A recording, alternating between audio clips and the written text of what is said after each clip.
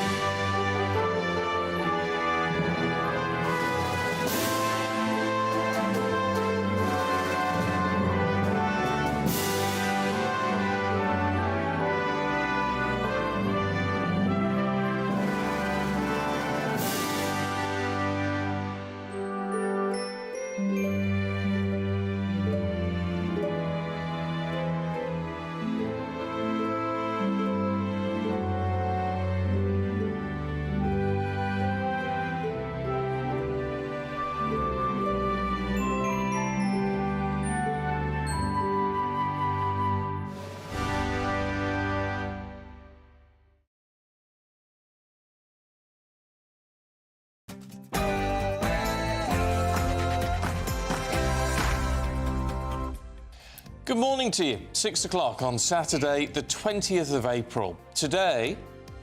You are quite openly Jewish. This is a pro-Palestinian march. Right. I'm not accusing you of anything, but I'm worried about the reaction to your presence. The Metropolitan Police issue an apology after officers threatened to arrest a Jewish man as he walked through central London during a pro-Palestine protest. Shocking scenes in the US as a man sets himself on fire outside the Trump hush money trial in a political protest against the establishment. Leaders around the world call for calm in the Middle East after tensions rose following an Israeli strike on Iran. Is the British fry-up toast? Generation Z turn their backs on the breakfast classic, deeming it to be too fatty, according to new research. And on the eve of the London Marathon, we're going to be talking to the family of our very own Christopher Hope, who are taking part in this year's event. Good morning. It's FA Cup semi-final weekend and the row over FA Cup replays is rumbling on, with Prime Minister Rishi Sunak and his Labour counterparts at Keir Starmer having their say. The Snooker World Championships, meanwhile, gets underway at the Crucible in Sheffield. But for how much longer can the iconic Sheffield venue host the event while Saudi is circling? We'll have more later this hour. Good morning. It's a bright but chilly start for many of us across the UK. How will the rest of the weekend pan out? Well, you can find all the details with me a little later on. Good morning. I'm Stephen Dixon. And I'm Ellie Costello, and this is Breakfast on GB News.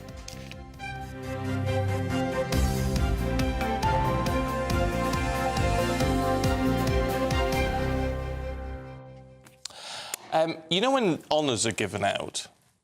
I do. Yeah. Unfortunately, I haven't been the recipient. No, but I get a bit peeved when it's all people who get it for services to broadcasting or services to acting or services to politics and all that stuff, because they're basically just doing their job.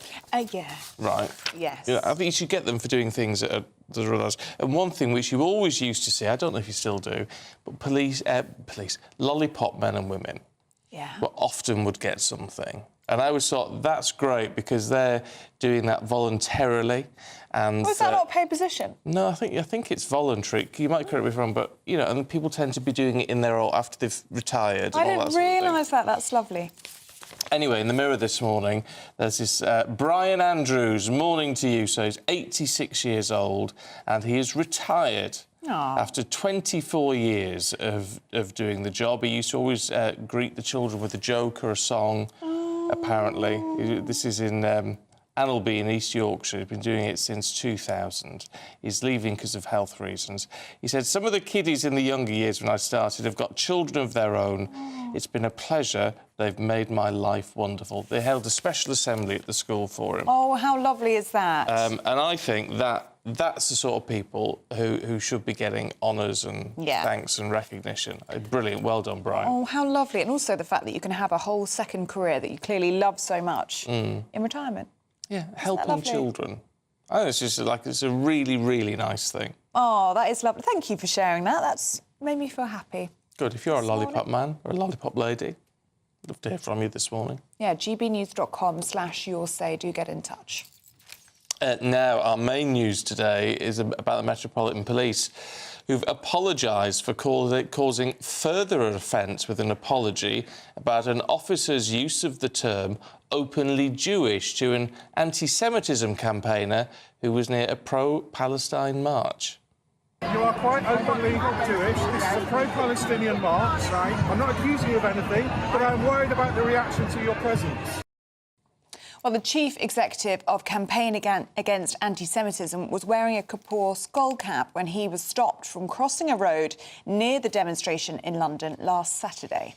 Let's talk to political commentator Peter Spencer, who joins us now. Look, it's a delicate issue in a sense as far as the government goes, because they're trying to balance the rights of people who want to protest against the rights who are anti that particular protest. But to say to someone, you are quite clearly openly Jewish, you shouldn't be in this area, cannot be right, can it? I mean, and how do politicians deal with that, do we think? The fact is that the world is inflamed on tenterhooks. Is the conflict in the Middle East about to explode into something much, much bigger? And what we have in London is an echo of that tension in microcosm. Now, when it comes to this specific thing, this specific incident, it has to be said that the police are not noted for their linguistic dexterity. Anybody else would say, oh, the bloke was walking up the road, and they have to say, oh, the individual was proceeding in a northerly direction. I mean, they're not good on words, and openly Jewish sounds, it has a sort of a connotation of saying, like, you're openly gay. Well, look, they changed the law now, so you're allowed to be gay, but they still place that inflection on the terminology. That said, you watch that video, and the police officer in question was very clearly not trying to be horrid to this man. What he was trying to say was, look, you're in some danger because you are wearing a Kippur skull cap, and there is a demonstration going on which is opposed to the actions of the Israeli government. And so the policeman, to some extent, was placed in an absolutely impossible situation. And I have to say that this situation will perpetuate until things in the Middle East, God willing, simmer down a bit. Peter, we were talking just over a month ago now, weren't we, about the government's counter-extremism commissioner warning that London had become a no-go zone for Jews. That was a warning about 6 weeks ago. Well, this would suggest that that's true, isn't it? This man was not there in his position to counter-protest. He was actually just trying to cross the road, he says, after leaving the synagogue. And that would suggest it is a no-go zone. It is, I come back to it, is a very, very tense situation. No-go zone, I mean, those words themselves have got sort of rather powerful and decidedly scary connotations. But the fact is that when you've got a bunch of people, a large bunch of people feeling extremely upset about a certain thing, then it is unfortunate that you get someone of potentially the opposing view to be close by. I don't usually hold a great candle for knacker of the yard, but on this occasion, I do feel that they are placed in an extremely difficult position. And thus far, I would add that I think they've actually handled the situation, the overall situation of protests and counter-protests with a great deal of skill and delicacy, because of the fact that, you know, there have been suggestions in the past, well, you can't have these demonstrations, you've got to break them up, and they very wisely thought, if we try to do that, we'll have to bring the army in. And so they will carry on having difficult situations and potential confrontations, and they are doing the very best they can in a bordering on impossible situation. OK. Peter, For now. Thanks very much indeed. Well, the Metropolitan Police released an initial statement saying in recent weeks we've seen a new trend emerge with those opposed to the main protests appearing along the route to express their views. The fact that those who do this often film themselves while doing so suggests that they must know their presence is provocative, that they're inviting a response and they're increasing the likelihood of an altercation. Well, the Metropolitan Police then deleted that first statement and released a fresh one, saying, "We have reflected on the strength of the response to our previous statement. In an effort to make a point about the policing of protest, we caused further offence. This was never our intention. We have removed that statement and we apologise. Being Jewish is not a provocation. Jewish Londoners must be able to feel safe in this city." I mean, this is the issue. When you listen to what the police officer is saying, I think Peter's got a point when, in a way, the police officer, apart from saying openly Jewish, you know, the police officer has a point in saying, well, this could be, you know, this could be provocative in the circumstances. But the man has a right to be there.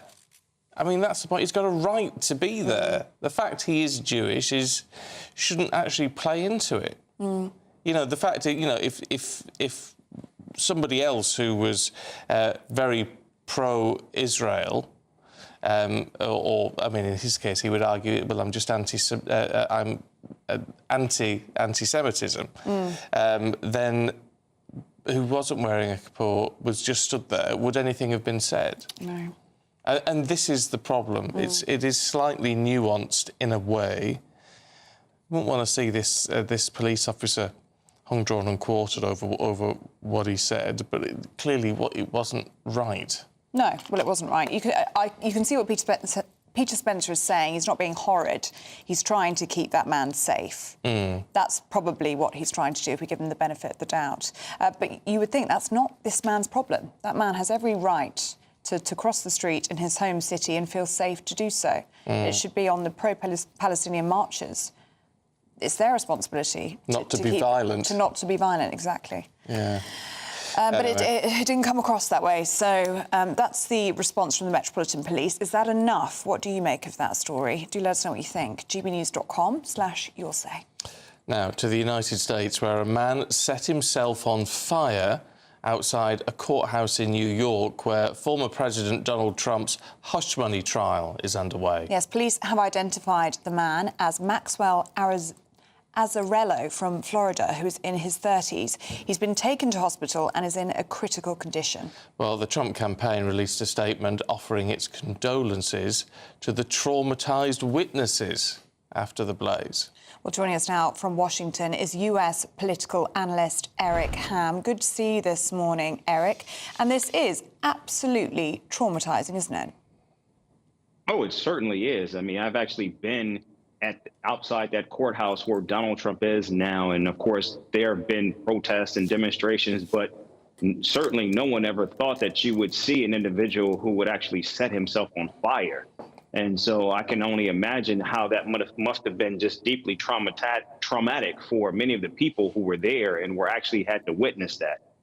Just kudos to those who actually jumped into action to try to save that man's life.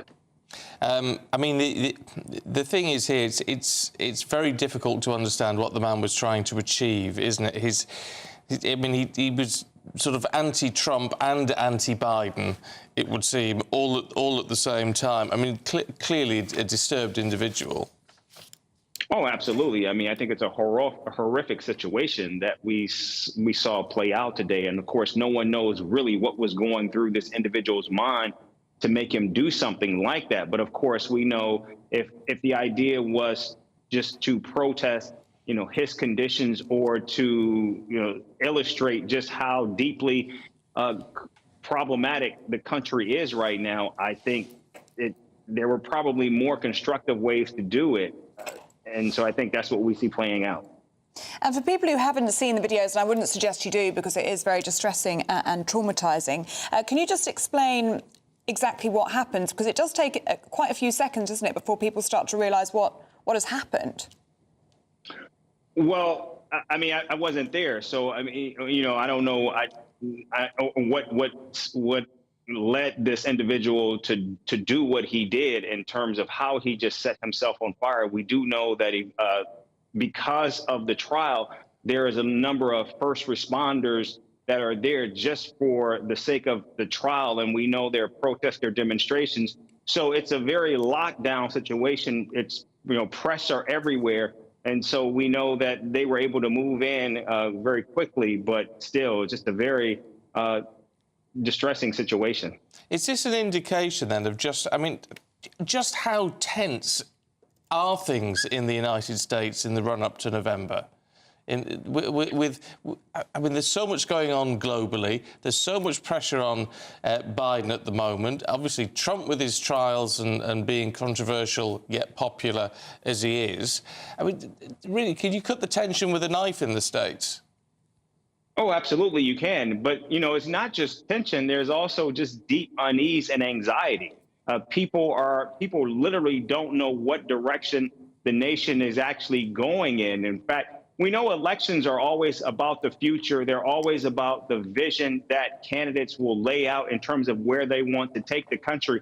But what we are seeing play out right now is many Americans literally do not know where the nation is headed. And of course, as you mentioned, you see wars taking place around us. And of course, even in our own backyard, there's so much unease. The border is extremely porous and vulnerable right now. And so Americans don't know where to turn. And I think that's just only creating more tension, more anxiety, and it's only increasing the polarization that we're seeing play out right now. OK. Eric Ham, thank you very much for your time.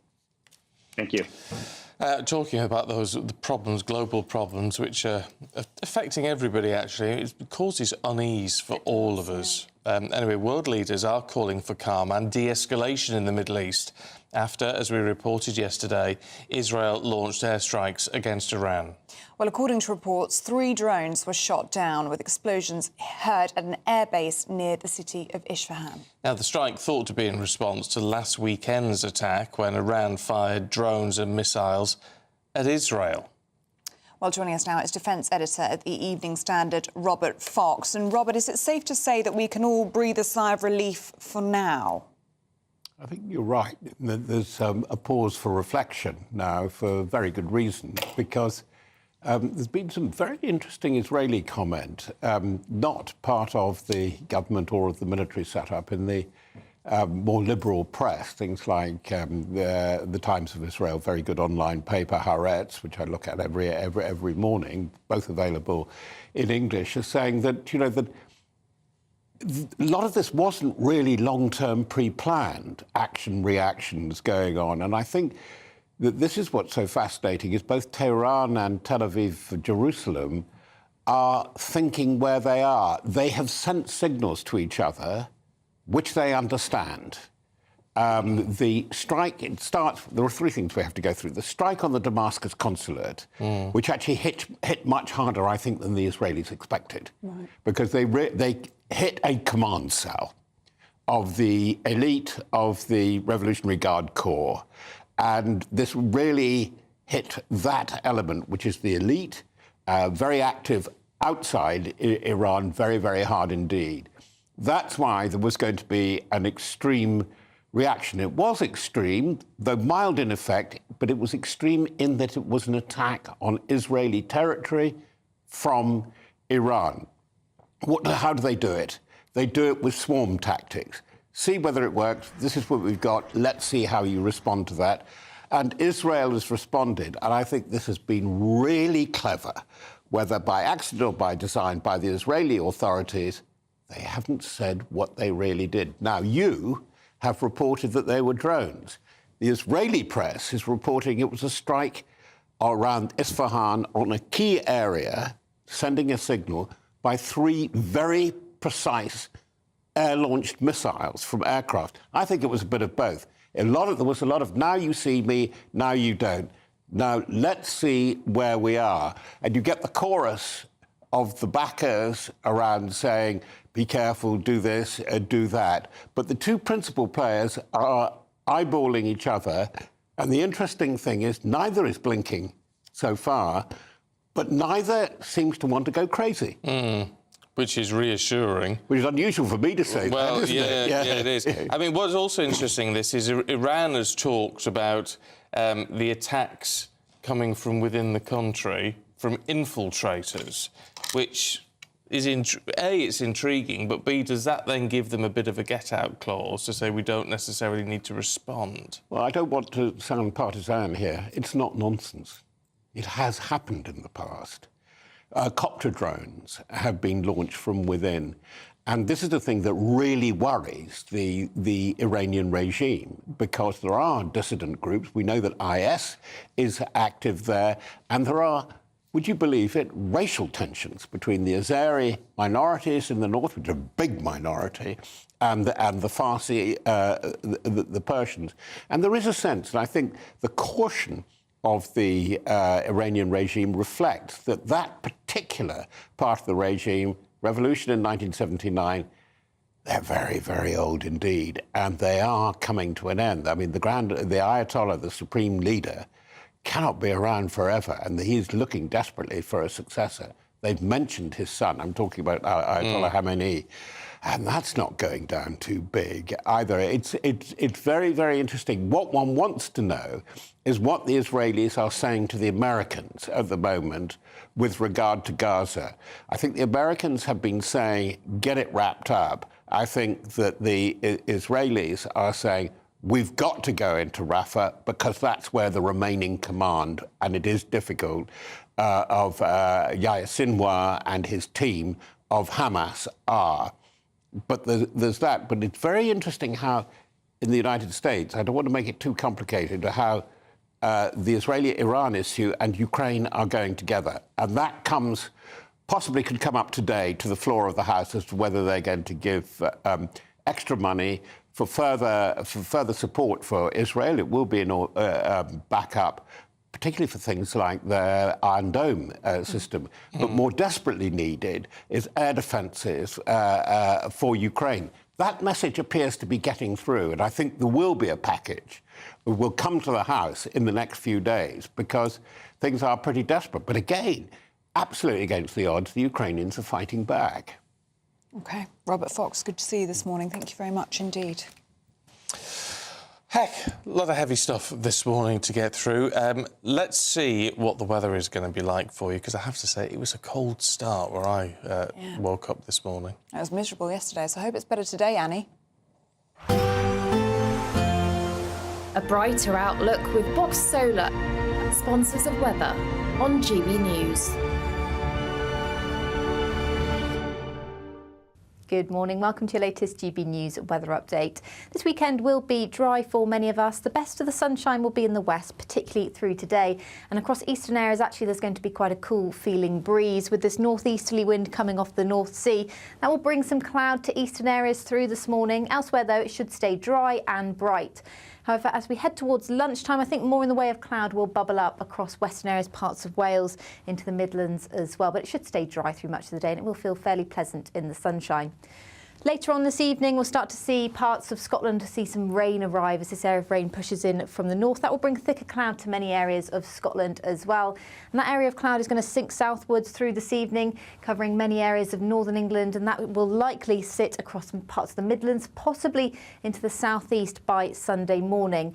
This drizzly rain will likely affect northern areas of England, southern Scotland as well through Sunday morning as well, but it's going to be fairly light. But where the skies stay clear, it's going to be another chilly night tonight. We could see a touch of frost developing once again. As I said, there is a bit of uncertainty in how widespread this cloud will be. It could cover more southeastern areas, but as the day progresses, I think there'll be better chance of brighter spells developing, particularly across the south and the northwest, where it's actually going to be the warmest through the rest of the weekend. However, for this central slither, it will likely stay fairly dull and a little bit cooler for much of the day, with a chance of some drizzly rain. Have a great day. Bye-bye. That warm feeling inside from Boxed Boilers, sponsors of weather on GB News. Now, some good news this morning. There's still plenty of time to grab your chance to win a Greek cruise, travel goodies and a £10,000 tax-free cash bank balance boost. Here's all the details that you need.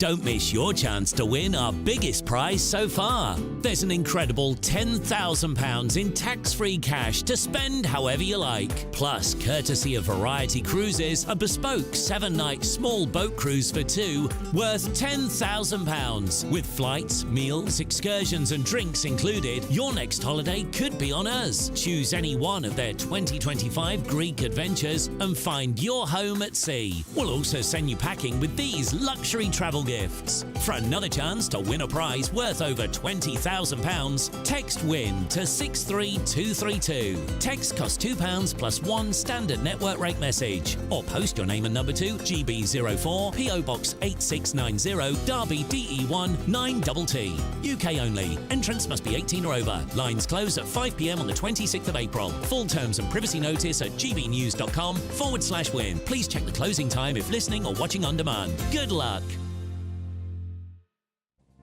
Now, data reveals 1,000 shoplifting offences are carried out every day.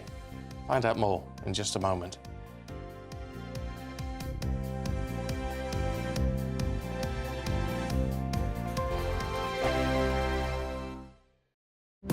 GB News is the home of free speech. We were created to champion it, and we deliver it day in, day out. Free speech allows us all to explore and debate openly the issues most important to us, our families, and of course, the British people. Having challenging conversations to enlighten each other. Which is why we hear all sides of the argument. We are the People's Channel. We will always stand by the freedom to express yourself. On TV, radio and online. This is GB News, Britain's news channel. I'm Patrick Christie's. Every weeknight from 9, I bring you 2 hours of unmissable, explosive debate and headline-grabbing interviews. What impact has that had? We got death threats and the bomb threats on. Our job is to do what's in the best interest of our country. You made my argument for me. My guest and I tackle the issues that really matter, with a sharp take on every story. I'm hearing it up and down the country. That was a beginning, not an end. Patrick Christie's tonight from 9 p.m. only on GB News, Britain's news channel. I'm Christopher Hope. And I'm Gloria Di Piero, bringing you PMQ's live here on GB News. Whenever Parliament is in session on a Wednesday at midday, we'll bring you live coverage of Prime Minister's questions. We'll be asking our viewers and listeners to submit the questions that they would like to put to the Prime Minister, and we'll put that to our panel of top politicians in our Westminster studio. That's PMQ's live here on GB News, Britain's election channel. Are the newspapers getting you down? My wife didn't divorce me that month. Struggling to separate the wheat from the chaff? I know that it's a bit of a circus at the best of times. Well, don't worry. Headliners has got you covered. We'll take the burden of reading the day's news, and if we get depressed, who cares? It's an occupational hazard, frankly. That's Headliners on GB News from 11 p.m. till midnight, and the following morning, 5 till 6 a.m. on GB News, the comedy channel. Nah, just kidding. Britain's news channel.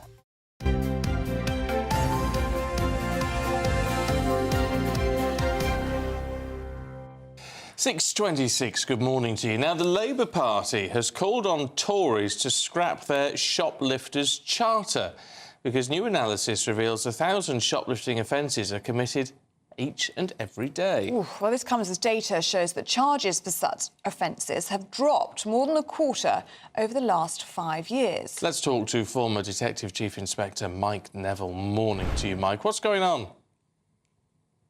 Good morning, Stephen. What's going on is that's 1,000 that are reported. How many shopkeepers think I can't be bothered reporting this? Probably 10 times as many. Now, Theresa May introduced a law whereas if a shoplifting case was the value was under £200, it wouldn't be a case that could go to the Crown Court, and it would be dealt with by post. Well, of course, what the shoplifters know is that you do 10 times £199.95. Added to all this, you've got the police who were just not focused. So at the very top, yesterday you had Gavin Stevens, who's the former Chief Constable of Surrey and the head of the National Police Chiefs Council, saying that the police should admit to being institutionally racist rather than catching criminals. And at the bottom end, you've got about 70% of officers who literally haven't had an arrest in 1 year. So it's this complete lack of focus on crime. And what it's left with is the public and people who own shops are just left where crime is allowed to flourish and criminals can get away with what they want. Yeah, and people working in shops being affronted with levels of violence, sometimes people stealing from them. I mean, it is really disturbing. You're absolutely right, because what happens here is that the drug addicts, usually drug addicts or organised gangs, they feel then entitled to steal. And you showed some coffee there. I was at a co-op in Croydon, and you actually asked for coffee. You couldn't buy it on the shelf. You had to go around and ask the shopkeeper for it. So shop workers are left with these threats of violence. And communities just feel unsafe. If you can't go to your local shop without thinking somebody's going to be in there stealing. Even my wife went to the shop the other day, just a small shop, and suddenly the guy shouted, "Oh, there's a shoplifter in the premises. Lock the door." How frightening is that for your average member of the public? It just shows a sort of lawless Britain where things aren't working. I mean, what's the key to tackling this then? Is it a case of saying the police need to be more involved? And even with the smallest of offences, someone needs to be detained, like we used to do. You put them in the back office, and the police need to be called. Or is that ultimately a waste of time for an overstretched force? Well, one of the things, Stephen, you have is that nearly every shop has high-quality CCTV which records these offences, and yet the police have no system to deal with images.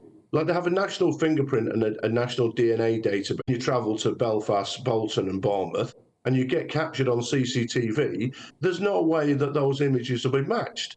Now, I had a team at the yard, and we used to match people by faces. And one prolific shoplifter, we caught him 43 times. That means he goes to jail. So what the police need to do is be a bit more savvy, use technology, and catch these prolific thieves. You know, the shopkeeper can put up with a kid who steals a Twix. It's the characters who are stealing 10, 20 times a day who are just wrecking profits, and also often the ones who are the most violent and bringing misery to communities. And what do you find in your experience, Mike? Who is doing the shoplifting? Is it sophisticated gangs that you've mentioned? Is it drug addicts? Or is it, we are in the middle of a cost of living crisis. Is it people shoplifting out of desperation? I don't think many people are shoplifting out of desperation. There's food banks and all sorts of things. There's very few old ladies stealing a can of cat food. Most of these people are drug addicts. They're stealing things which are very easy to sell on, like coffee and things like that. At the extreme, I dealt with a pub once where you ordered food on the menu, and the shoplifters went and stole it from the Marks and Spencer's garage opposite. So that was very organised. And then you've got organised gangs who will target high-value goods which can then be sold on eBay and other internet sites. So I don't think there's very many people shoplifting because they're starving. But you have both political mainstream parties who failed on this. And their only offering seems to be, I'm not as bad as the other one. Right. Oh, well, we're going to be talking to the Labour Party about that a little bit later on, so we'll put that to them. Mike Neville, good to see you. Thanks very much indeed. Thank you. Now it's time to go through all of the sports news. Aidan McGee is here with us. Morning. Morning to you both. Should we have a bit of this FA Cup controversy?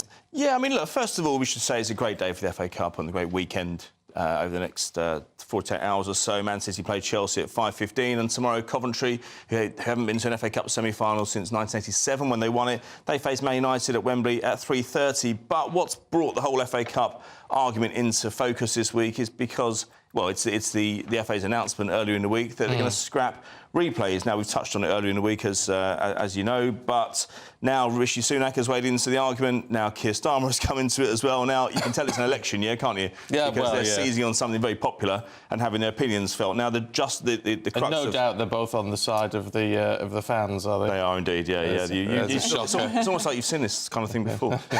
So, look, they want to ban. It's been announced that FA Cup replays are going to be banned. They are a huge source of income for lower league clubs. The big clubs just don't want them because it's extra aggravation. It means you've got to... Their worry is player welfare. If you're Manchester City, you're Liverpool, you're going through seasons now where you're playing between 58 and 62 matches. It is a heavy workload. but they have big squads. They should be able to get through these matches in one go. So if we look at what Rishi Sunak said, I mean, his spokesman said yesterday, David and Goliath fixtures are a part of the magic of the Cup, and we know that replays have been a welcome source of income for lower league clubs. He did caveat everything by saying it's a decision for the football authorities, though, as to whether the decision gets reversed. Keir Starmer said it's the wrong decision, and he's urged the FA to have a rethink. If you look at Barrow in League Two, they've called it simply unacceptable. Exeter, you're not going to Barrow, of course, yeah. But if we look, well, it's going to affect clubs like that. It really will. It's going to affect communities. They had a big replay the other year, or the big match the other year against Aston Villa, and a friend of mine who lives in Barrow said it brought the town, it woke it up, it really did. It was alive. It was absolutely fantastic for the area. And people actually learn about the area because the BBC go there and they do little historical pieces about all the history of the area, and people learn about that stuff, and I think that's a good thing. Exeter have also said in League Two that they condemn the decision. So, look, let's see what happens. The EFL, though, have said that they weren't consulted over any of this. The FA released a statement yesterday saying that this is all agreed in the last year. The EFL were on side. EFL are saying there's no formal consultation, and that the clubs are protecting themselves for the benefit of all the clubs at the top end of the pyramid. So I think it's going to run a little bit, this one. I think we might see a decision sometime over the summer, but it does seem very unfair right now because I've seen... You think back at some of the great FA Cup ties, not even involving lower league clubs, but think of some of the great ties when Ryan Giggs took his shirt off and started waving it around at the top of his fist when they won the replay against Arsenal at Aston Villa at Aston Villa in 1999. You think of some of the great matches. A lot of them were replays. So I think that people who are traditionalists and want to see the FA Cup thrive as a tradition will want to retain them. Yeah. Should we have a word on the snooker?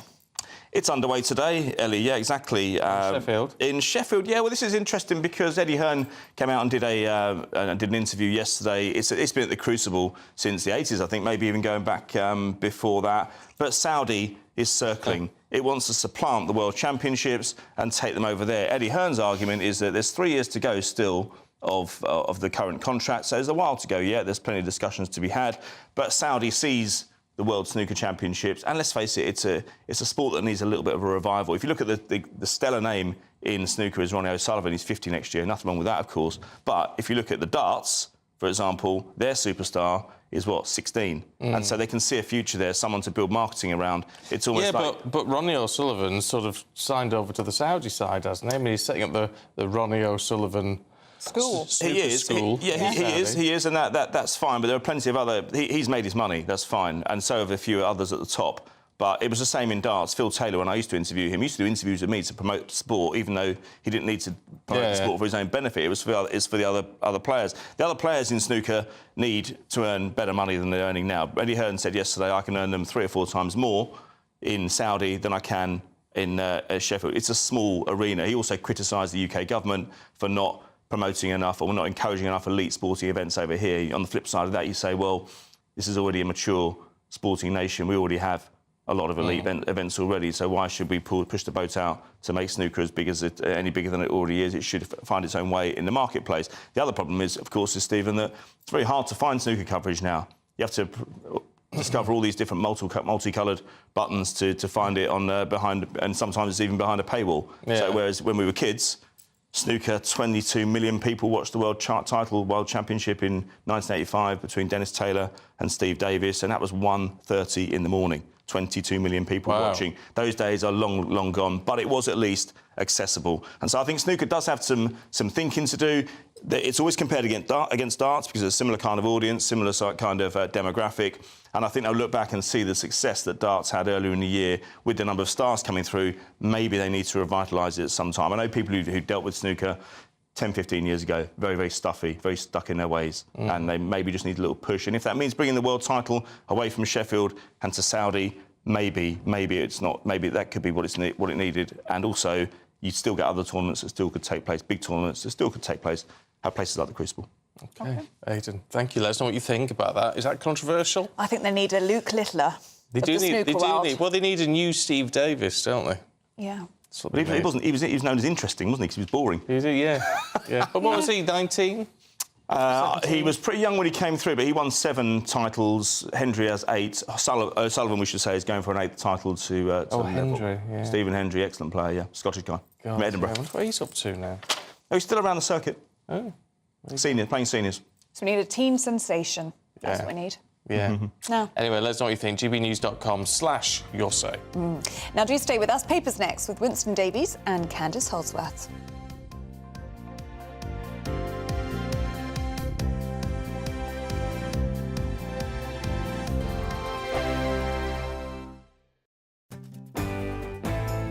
I'm Andrew Pearce. This is GB News, the People's Channel, Britain's news channel.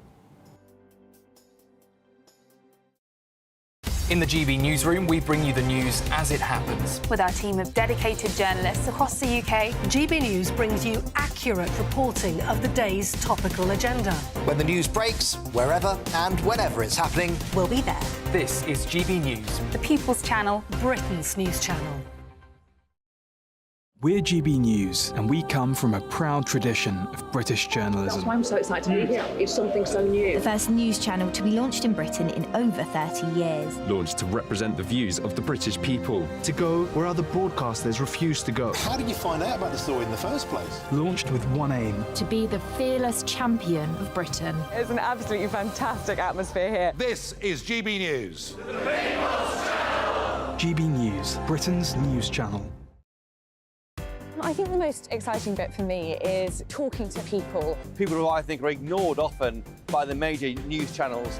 We're going to give news they want to hear. There's a voice there that needs to be heard. I think there's a chance here for a diversity of opinion to be expressed, which you don't find elsewhere. It's really exciting. We don't hold back. We're free to say how decisions that are taken here affect us all around the country. Only on GB News, the People's Channel, Britain's news channel. Every Saturday, 10 till 12, we'll bring you all of the news that you need to know. We'll also remind you that there is so much to smile about. It's my favourite time of the week. I get to relax, enjoy some light-hearted stories, and let Ellie teach me about fashion too. That's Saturday Morning Live, every Saturday, 10 till 12. Only on GB News, Britain's news channel. I'm Mark Dolan, and this is GB News, the People's Channel, Britain's news channel.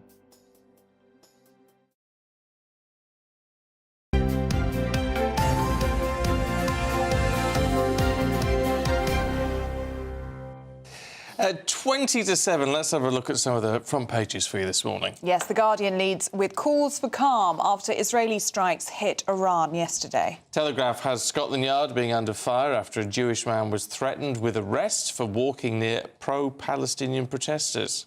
The Times leads with Tories' plans to cut stamp duty. Mail has Rishi Sunak's plans to axe benefits after a year on the dole. Well, joining us now to go through what's making the news this morning is social campaigner Winston Davies and writer and commentator Candice Holdsworth. Really good to see you both this morning. Where should we begin? Candice, should we start with the Telegraph front page?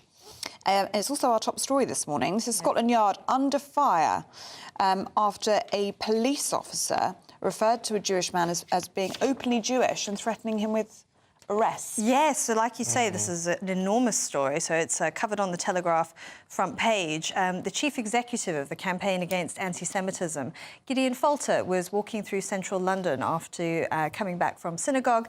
He was wearing his yarmulke, which is the traditional religious headwear worn by observant Jewish men. And a police officer said to him, "You are openly Jewish at a pro-Palestinian protest. I am looking out for your safety. I think that you should leave." And obviously the response from people is no one should be afraid to walk in central London whilst displaying their religion. And the fact of the matter is these protests should be about, well, how they present themselves. They're about criticising the actions of the Israeli government. It shouldn't be for ordinary British Jews to have to avoid those places. And if they have to, then that's very worrying. And what about the threat of arrest? Yes. I think that's significant. Yes, that's hugely significant. Well, that's the thing. The way that this police officer handled it was really crude and clumsy. Because I think on the one hand, they're sort of thinking on a small scale, this could break out into a fight. But he's ignoring the bigger picture of ordinary people, and particularly people who are religious, should be able to go wherever they like in central London. And they shouldn't have to worry about threats of violence or the police threatening to arrest them if they move them on. It's a very disturbing incident, and the police have apologised for it, but I think it raises a lot of questions. Yeah. What do you make of it, Winston? I mean, I think the Metropolitan Police are under massive pressure. They've been having demonstrations week after week for 6 odd months, and I think I'm down to training and trying to get the officers to understand how to communicate these messages to both the protesters and, you know, Jewish people that are walking about their daily lives, and how they can navigate that. So, yeah, I think that, like, you know, people should have the right to be able to go wherever they want in this country. It's a democratic country. We should be able to do whatever we want, but at the same time, it's a case of balancing it up so that we don't have, you know, outright, you know, punch-ups and flare-ups in the street. It's a... I mean, I think the police officer, in a sense, is right to say, you know, just be careful.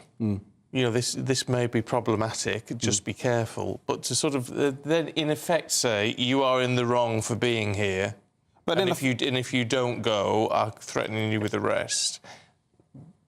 Yeah, well, I think the thing is, we're pushing. You know, the thing is again, you're protesting, like peaceful protesting. We can all protest. I've protested loads around different areas and subject matters, but it's about doing that in a way that, you know, you're not going to be going out physically attacking other people or causing, you know, people to feel uncomfortable if you're walking around with your kids and you're feeling threatened. That's not right. No. Winston, the Mail looking at these plans to crack down on benefits if you're on the dole for more than a year. You're going to get me going. Good. So the Prime Minister Rishi's come out yesterday, said that it's going to be the biggest welfare crackdown of generation, and that unemployed people are going to be forced back into work after 12 months if they don't take up work that's been given to them.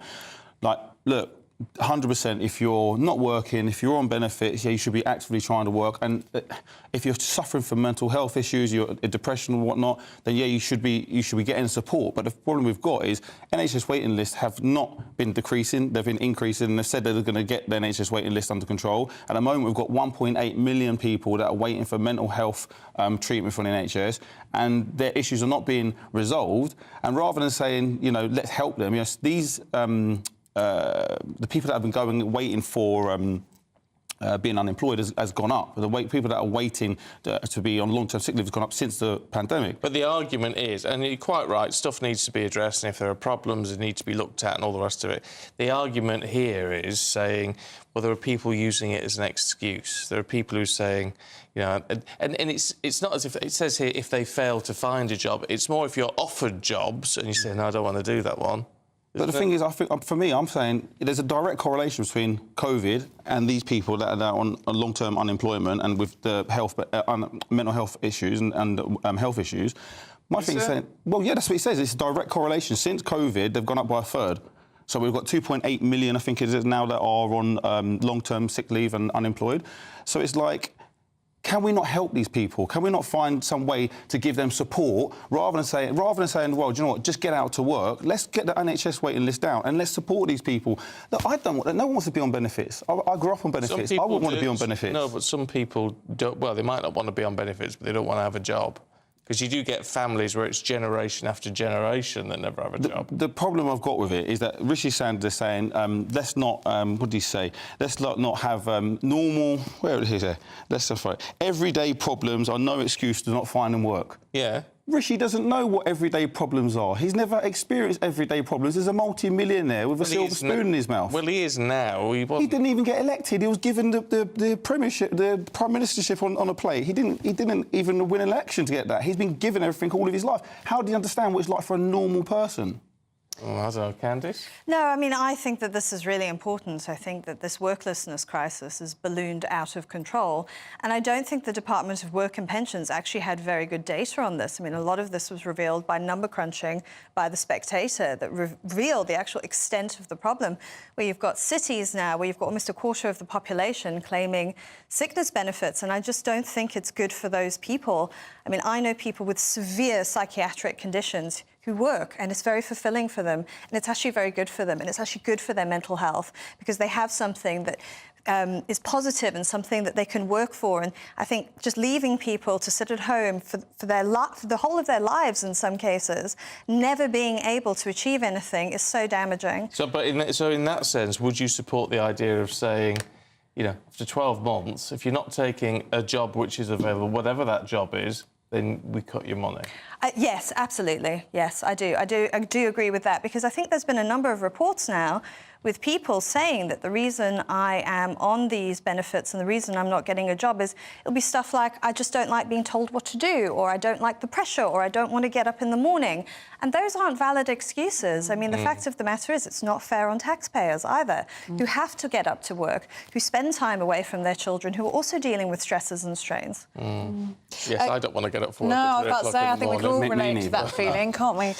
Candice, let's stay with you, shall we? And The Times, I was an undercover schoolgirl at 26 is the headline. What's this about? Yeah, tell us more. This is quite an interesting story. So this is in The Times, and it's the real-life Drew Barrymore. So you know from... have you ever seen the film Never Been Kissed? Yes. It was in the... Yes, yeah. Well, I love that film. Yeah, we'll remember that film. Yeah, like it was very 2000s, about a journalist who goes undercover in a school to sort of expose the school system and all its failings.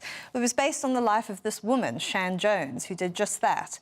In 1992, she attended a high school because she wanted to show that there was severe underfunding in the California public school system at the time.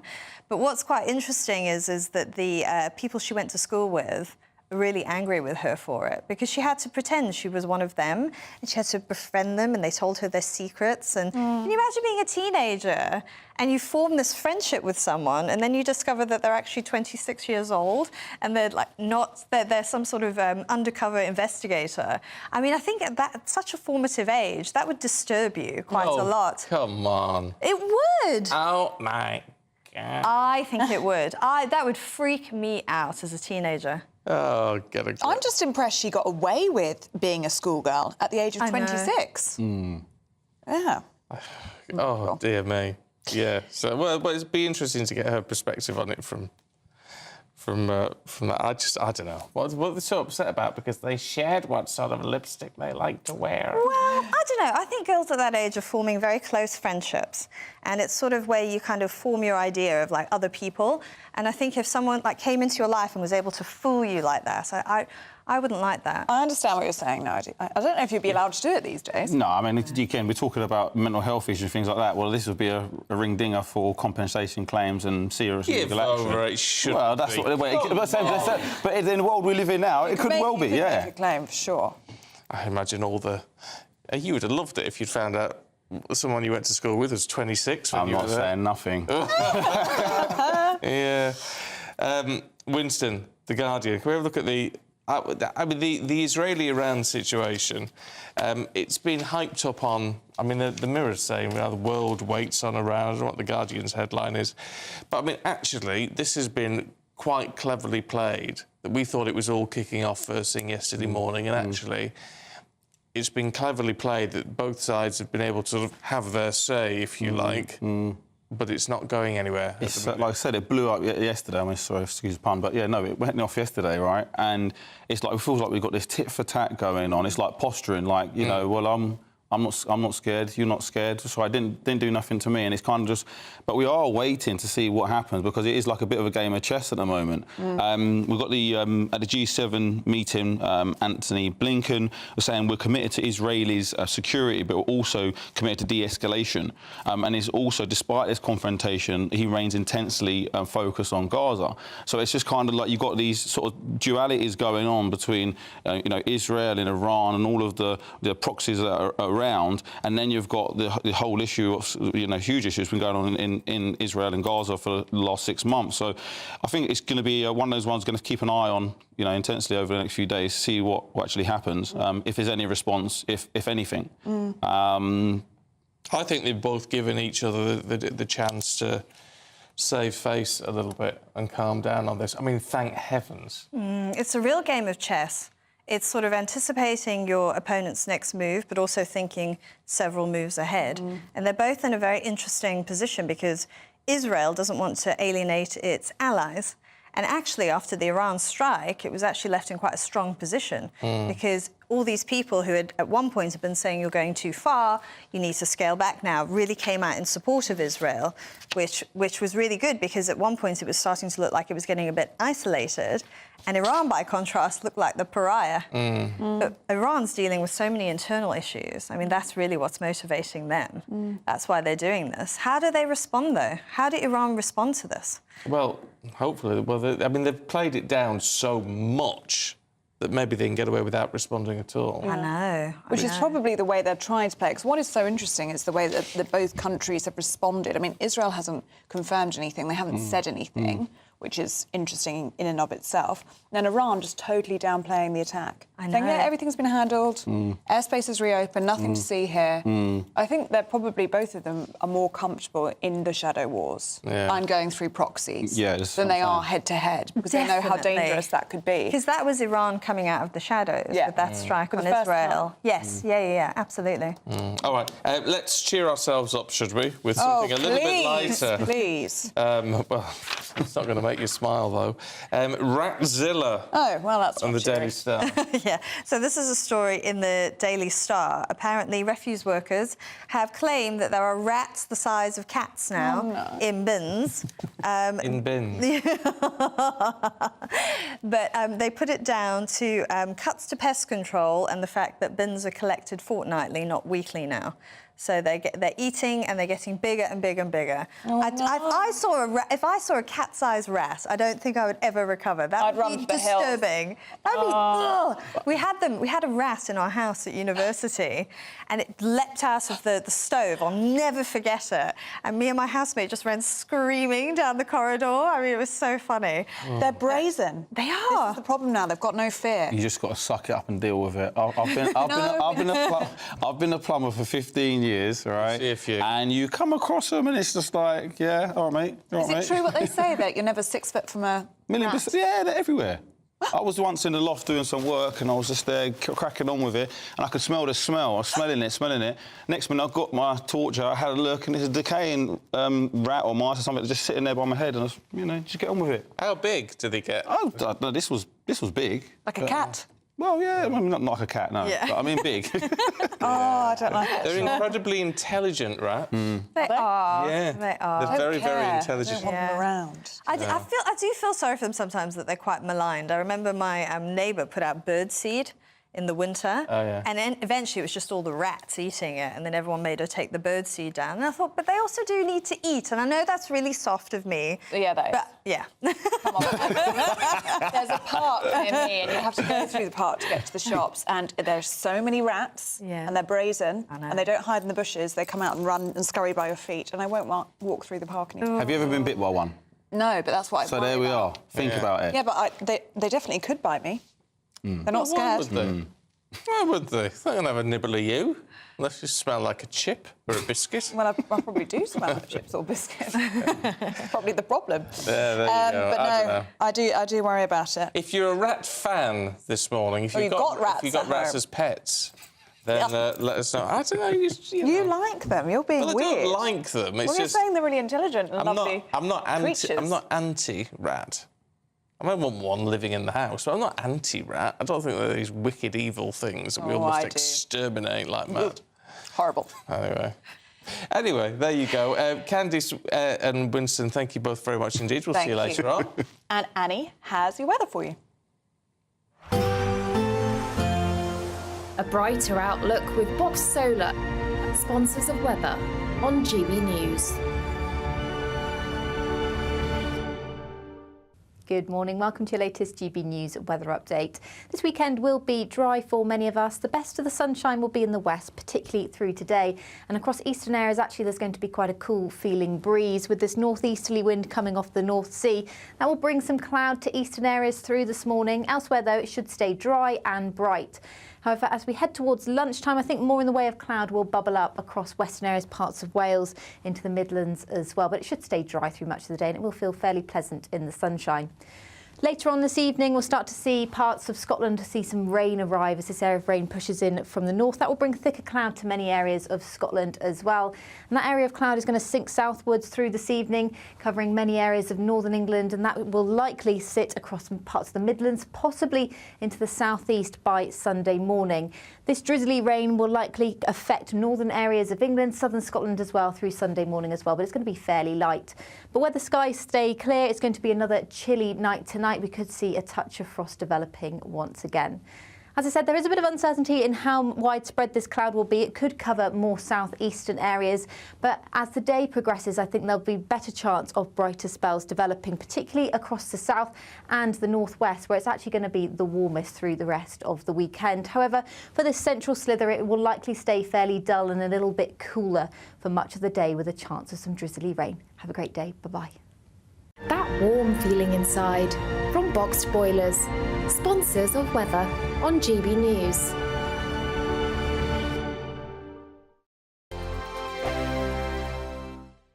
With thanks to Variety Cruises, a family company sailing since 1942, you have the chance to win a £10,000 7-night small boat cruise for two. With flights, meals, excursions and drinks included, you'll be able to choose from any one of their 2025 Greek adventures and explore Greece like never before. Plus, you'll also win £10,000 in tax-free cash to make your summer sizzle. And we'll pack you off with these luxury travel gifts. For another chance to win a prize worth over £20,000, text prize to 63232. Text costs £2 plus one standard network rate message. Or post your name and number to GB04 PO Box 8690 Derby DE1 9TT. UK only. Entrance must be 18 or over. Lines close at 5 p.m. on the 26th of April. Full terms and privacy notice at gbnews.com/win. Please check the closing time if listening or watching on demand.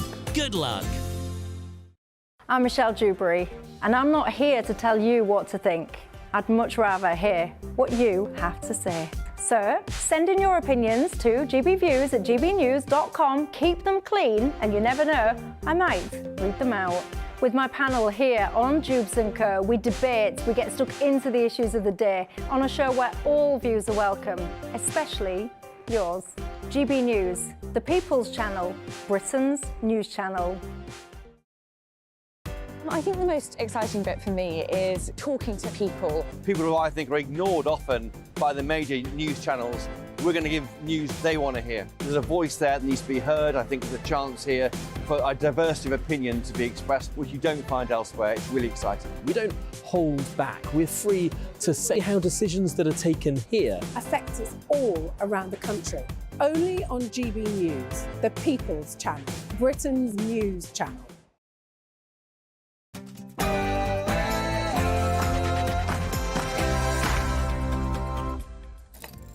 Good morning to you. 7 o'clock, Saturday, the 20th of April today. You are quite openly Jewish. This is a pro-Palestinian march. I'm not accusing you of anything, but I'm worried about the reaction to your presence. The Metropolitan Police issue another apology after officers threatened to arrest a Jewish man wearing a kippur as he walked through central London during a pro-Palestine protest. Shocking scenes as a man sets himself on fire outside the Trump hush money trial in a political protest against the establishment. Leaders around the world call for calm in the Middle East after tensions rose following an Israeli strike on Iran. Is the British fry-up toast? Well, according to new research, Gen Z, turn their backs on the breakfast. They are deeming it to be too fatty. On the eve of the much-anticipated London Marathon, we're going to be talking to the family of our very own Christopher Hope. They're taking part in this year's event for a very special reason. Good morning. It's another big day of Premier League action. Could a 15-year-old debutante have a bearing on the title race? In tennis, there was more disappointment for Britain's Emma Raducanu as she bowed out of the Stuttgart Open at the quarter-final stage. We'll also be looking ahead to the Chinese Grand Prix. Good morning. It's a bright but chilly start for many of us across the UK. How will the rest of the weekend pan out? Well, you can find all the details with me a little later on. Good morning to you. I'm Stephen Dixon. I'm Ellie Costello, and this is Breakfast on GB News.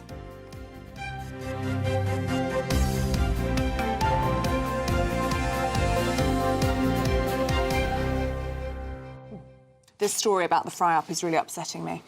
Oh, is it really? Yeah. Do you like a fry-up? I love a fry-up. You know I do. Every Saturday and every Sunday I'd have a fry-up. Do you every weekend? Yeah, every weekend. It's my weekend breakfast. Oh.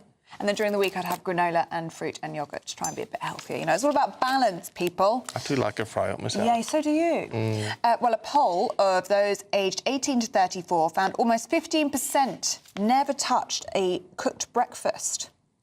Maybe once or twice a year. They've never They lived. find it to be too fatty. A similar number were concerned about the calorie intake. Oh, goodness sake. And 89% said they experienced food guilt after wolfing down the breakfast. 89%, that's almost everyone that eats a fry-up feels bad about it. But you wouldn't want it every day. No, you couldn't have it every day. Couldn't have it every day, but it's a couple of times a week. Oh, it's lovely. Lovely. Fried bread, do you have fried bread? No. So, toast. Yeah. What about you? No, I've never been that keen on fried bread. What do you have then? 'Cause you're veggie. What do you have on your fry-up? Well, it's exactly the same. You can get veggie bacon, you can get veggie sausages, you know, beans. You wouldn't have your black pudding, obviously. No, don't have black pudding. You can actually get veggie black pudding, Can but you? I wouldn't have it. But, you know, beans and egg and How do you have your toast and fried. Lovely. So I do like a scrambled rather than... I like a scrambled, but fried egg on a fry-up. Barbecue sauce I like, or brown sauce. No, ketchup. You go, And lots of beans, that's where it should be. That makes me sad. I think it's an iconic dish. It's part of being British, is having hash full brown. English. Adrian's been in touch. Hi, Adrian. Says, I love a full English.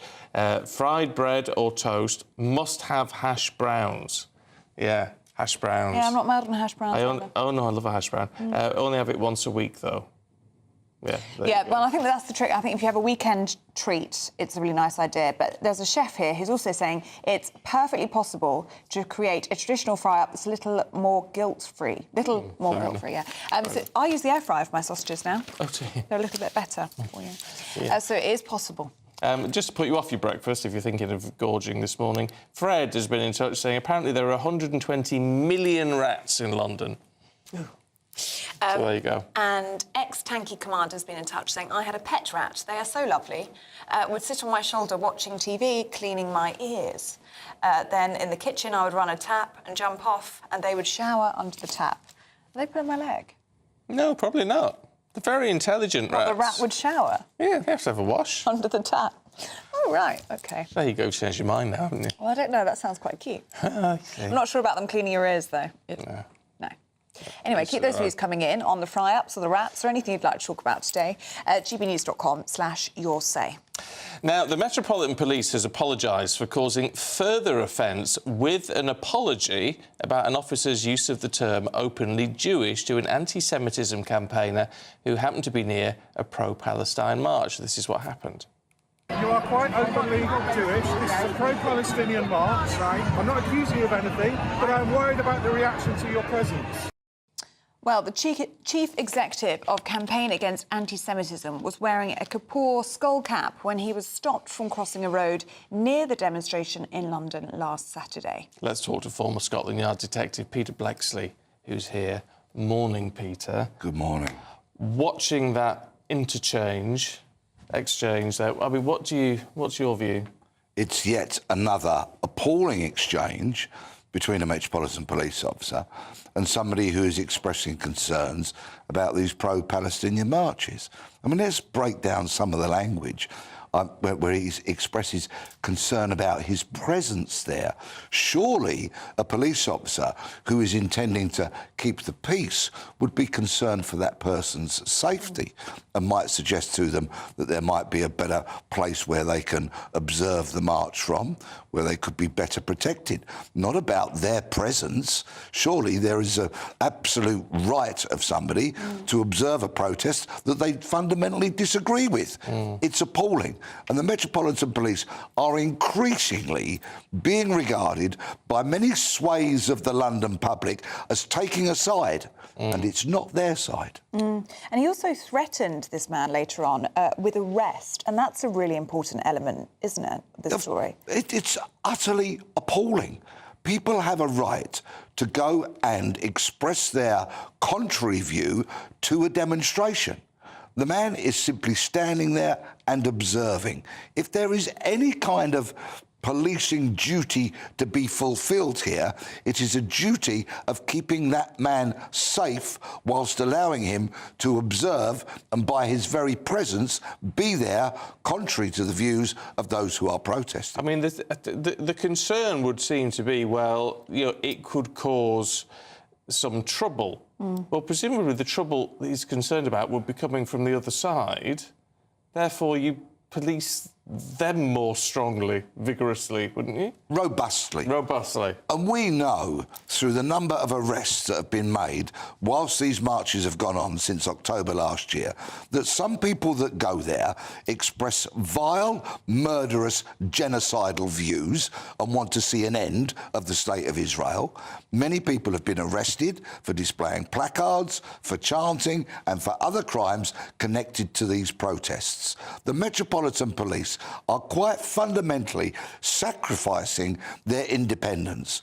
I think it's very difficult for the Met Police to now turn around and say, we police without fear or favour, because there appears to be a lot of favour being granted towards certain people expressing certain political views. I mean, the wording of this is really interesting.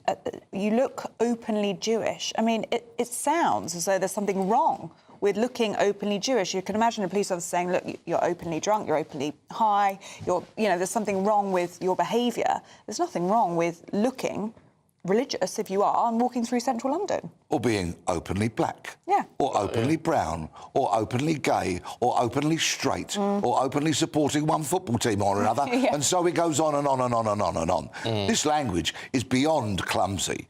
It's utterly appalling. And this comes from a sergeant, a police leader.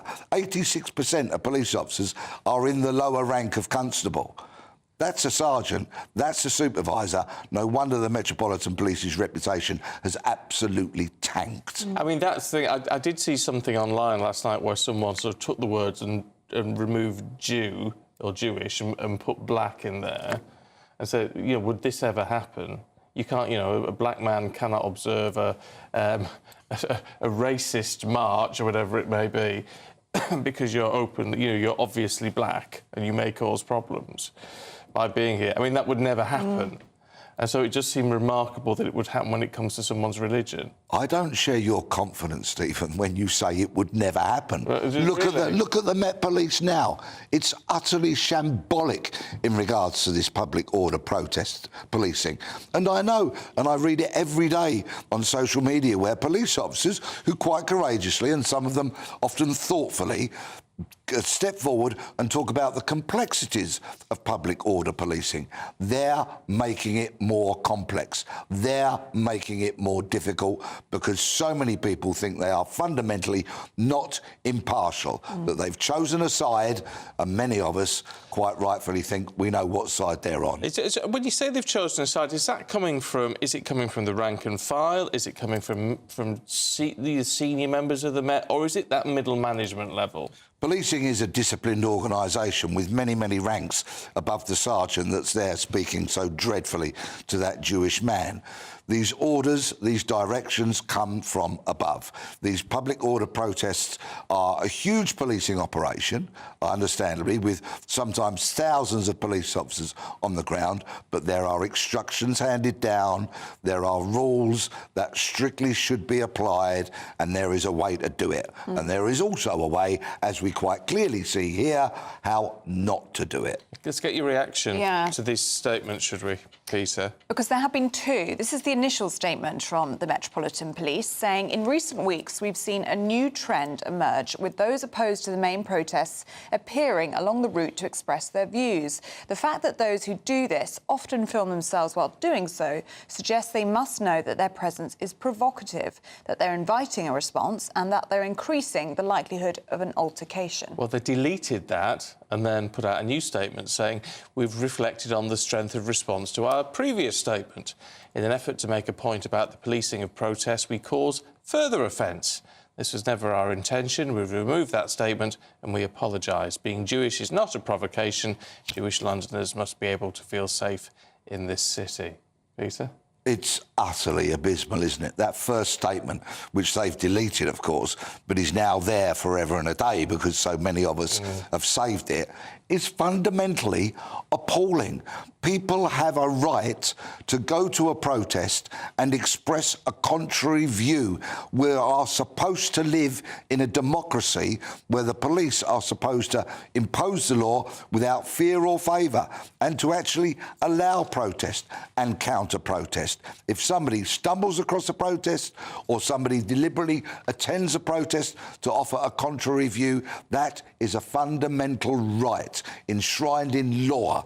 And now, with these kind of statements that come out via the police media machine, where so many people with all these degrees, because you remember now how we have such a highly educated police service, because they all need to have degrees. Well, I've got to tell you, there's so much about policing that can't be learnt in books, and that these people have fundamentally failed to grasp. Oh, OK, Peter, good to see you. Thank you very much indeed. If you've got a view on that, let us know. GBViews at gbnews.com/your say. We're still getting used to that, aren't we? Now, a man has set himself on fire outside the courthouse in New York, where former US President Donald Trump's hush money trial is underway. Yeah, police identified the man as Maxwell Azzarello from Florida in his 30s. He's been taken to hospital, and the latest we're getting from the police on this is that he's in a critical condition. Well, the Trump campaign released a statement this afternoon offering its condolences to the traumatised witnesses after the blaze. Earlier, we spoke to US political analyst Eric Ham. No one ever thought that you would see an individual who would actually set himself on fire. And so I can only imagine how that must have been just deeply traumatic for many of the people who were there and were actually had to witness that. Just kudos to those who actually jumped into action to try to save that man's life. I mean, the thing is here, it's very difficult to understand what the man was trying to achieve, isn't it? He was sort of anti-Trump and anti-Biden, it would seem, all at the same time. I mean, clearly a disturbed individual. Oh, absolutely. I mean, I think it's a horrific situation that we saw play out today. And of course, no one knows really what was going through this individual's mind to make him do something like that. But of course, we know if the idea was just to protest, his conditions, or to, illustrate just how deeply problematic the country is right now, I think there were probably more constructive ways to do it. And so I think that's what we see playing out. And for people who haven't seen the videos, and I wouldn't suggest you do because it is very distressing and traumatising, can you just explain exactly what happens? Because it does take quite a few seconds, doesn't it, before people start to realise what has happened? Well, I mean, I wasn't there, so I mean, I don't know what led this individual to do what he did in terms of how he just set himself on fire. We do know that because of the trial, there is a number of first responders that are there just for the sake of the trial, and we know they're protests, they're demonstrations. So it's a very lockdown situation. It's, press are everywhere. And so we know that they were able to move in very quickly, but still just a very distressing situation. Well, world leaders call for calm and de-escalation in the Middle East after Israel launched airstrikes against Iran. Well, according to reports, 3 drones were shot down, explosions heard at an airbase all near the city of Isfahan. Well, the strike was thought to be in response to last weekend's attack when Iran fired a barrage of drones and missiles at Israel. Let's talk to retired British Army officer and defence analyst Colonel Simon Diggins. Good to see you this morning, Simon. We do seem to be in a situation now where we still have very little clarity as to exactly what happened, and yet both sides are remaining comparatively calm. No, quite. It's very interesting. The Israelis give away very little information about what they've done. So, for example, the attack that preceded the Iranian barrage, the attack onto the Iranian consulate in Damascus, Israel didn't claim that attack, nor do they comment on it. And they very rarely comment on attacks they've carried out into Syria or into Iraq. Now, Iran, when it attacked Israel, was the opposite. It made a huge noise about it because it wanted to make a point about what it was trying to do. But no, we don't know very much about the actual details because the Israelis aren't giving it away. and it's been in the interests of the Iranians to play the whole thing down. They talked about several quadcopters, assaults launched from inside Iran, from disaffected groups, pro-Israeli disaffected groups, but they've tried to play it down, and the Israelis aren't giving very much away. This all helps, though, in terms of the de-escalation, because clearly this is an incident where if the rhetoric increased, then the danger of escalation grows. I mean, the response from both countries is really interesting, isn't it? Because it does allow them to come back down that escalation ladder, so to speak. And would you say that Iran and Israel feel more comfortable in the shadow wars that they have been partaking in than this state-on-state action that we've seen in the last week or so? No, Ellie, I think that's absolutely the point. Up until now, they've been operating this kind of grey zone of assassinations, use of proxies, lots of propaganda, and that sort of area. And they've so far avoided state-on-state conflict. Israel, we presume it's Israel, broke that taboo when it attacked the consulate. And while the consulate was being misused, it was being used as a base for Iranian IRGC generals and the like. Nonetheless, the convention, it is a convention, is that embassies are sovereign territory. And so by attacking that consulate, effectively Israel had broken the taboo about attacking Iranian state territory. And so Iran then felt the need to respond in the way in which it did, and Israel's gone back. But so they broke that taboo. But now, as you say, they're re-establishing what they call a position of kind of mutual deterrence, which is that we will stay away from each other's state territory, but below the line or beneath the line, grey warfare, hybrid warfare, whatever term you choose to use, will continue. How much pressure do you think there's been on, I mean, particularly Israel, because obviously our lines of communication with Iran are very difficult, but from the West? I mean, from the visit from Lord Cameron, we've obviously had lots being said from the White House. Will that have made an impact? No, I think enormous impact. One of the, I was reading an Israeli commentator this morning. He said that Netanyahu was uncharacteristically quiet. And I think people have always, right from the very beginning of this conflict, there has been this concern that that it would spread into something much more regional, much more impactful across the Middle East and therefore across the rest of the world. So when we have had this exchange, people have been working very hard to de-escalate it. And Netanyahu has been phoned up, sat on, visited. People said to him, control this. I mean, Anthony Blinken said yesterday that they want this to be de-escalated. Israel is to be supported, protected, but this to be de-escalated, and then for the focus to return to what they see as the key issue with what is going on in Gaza. So I think Netanyahu has been under enormous pressure externally. Internally, his pressures are slightly different. I mean, there have been many members of his cabinet who have been arguing for a massive, decisive response against Iran. And so he's had to face them down, and also, without giving the sense that he has no control of what goes on in his own country, also recognise the world pressure, which has been to try and de-escalate the situation. Yes, it's a difficult balance for Netanyahu. Colonel, would you say it's safe to say that we can breathe a sigh of relief with this, that we have come back from the brink? Or is it a case that Iran has prided itself, hasn't it, on its strategic patience? Do you think it could be a case that they're just biding their time and we'll see a response, but it will be in several weeks' time?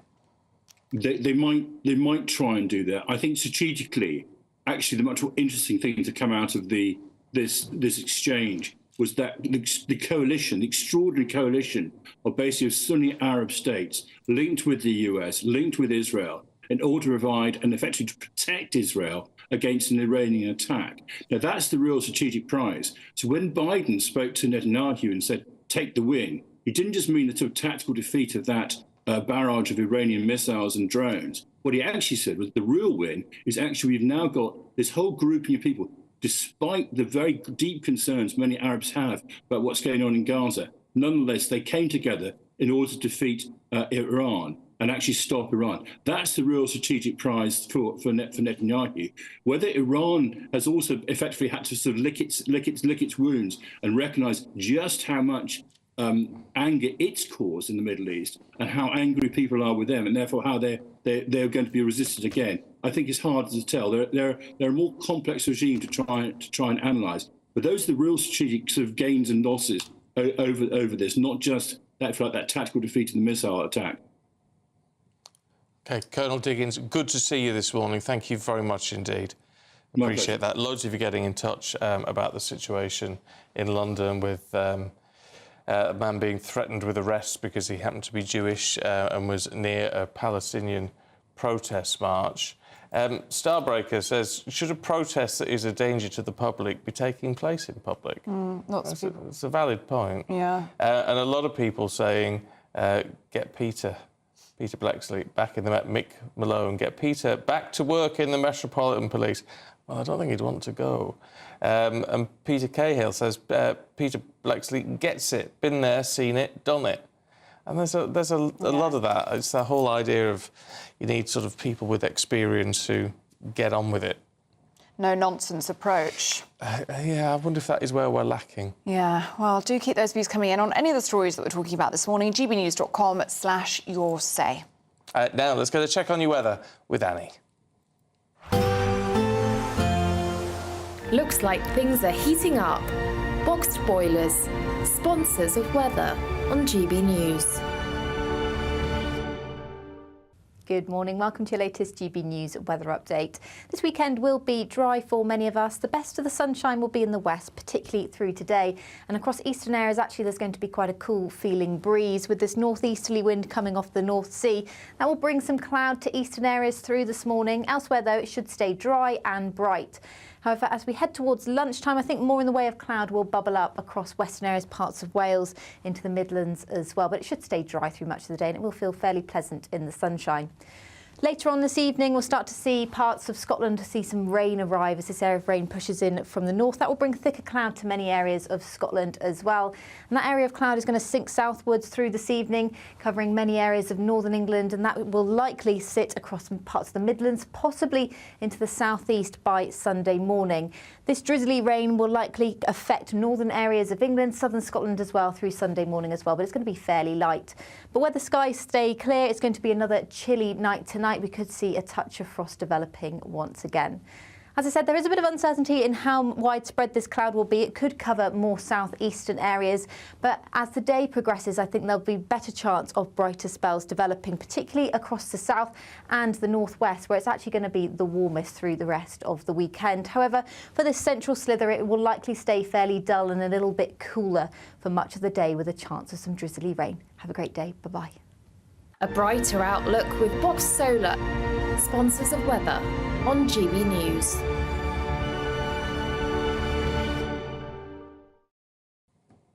Well, some breaking news in the past few minutes. New York Police Department have just confirmed to GB News that the man who set himself on fire outside the Trump trial has died in hospital. Maxwell Azzarello was declared deceased by hospital staff. That's what police told GB News in a phone call. No time of death was given. OK, more on that, of course, coming up. But coming up for you, we're going to have a look at all the sports news and all the latest headlines as well. That's in just a couple of minutes. This is GB News, Britain's news channel. Barbara has been riding horses here for the past 35 years. She's deaf, and these lessons are tailored especially to meet her needs. But soon she may need to find a new hobby. Under proposals to connect a wind farm off the Morecambe coast to a sub-power station in Preston, construction to link the two assets would meet the border of the riding school. If it goes ahead, the owner says the 3,000 lessons they offer each year for disabled riders like Barbara would have to be cancelled, and they would be forced to close their doors for good. Horses are very sensitive creatures, so they're not as logical as us, and they don't understand words like there's going to be a loud noise in a minute. How is it allowed to happen? How are big companies allowed to do this? One local resident, Andrew Lee, has lived here for 56 years. He runs the local post office, but says his true life's work is conservation. I did a bird survey over the last 20 years on this ground, and it includes 100 species of birds. What they're going to do, they're going to wipe everything out. We're not saying no to the wind farm. What we're saying no to is the cable corridor. The cable corridor is going to cut Fylde in two. In a statement to GB News, the developers said, "All feedback we have received has been considered to date and helped inform our design process. We understand there are local concerns and these will be addressed in due course." But for the area's local MP, he believes his constituents are being listened to, but not heard. The thing that people really object to is this sense that they just have to suck it up. They just have to accept what's being done to them. And that is why we've done a parliamentary petition, because that's not how it works. Sophie Reaper, GB News. 2024, a battleground year. The year the nation decides. As the parties gear up their campaigns for the next general election. Who will be left standing when the British people make one of the biggest decisions of their lives? Who will rise? And who will fall? Let's find out together. For every moment, the highs, the lows, the twists and turns. We'll be with you for every step of this journey. In 2024, GB News is Britain's election channel.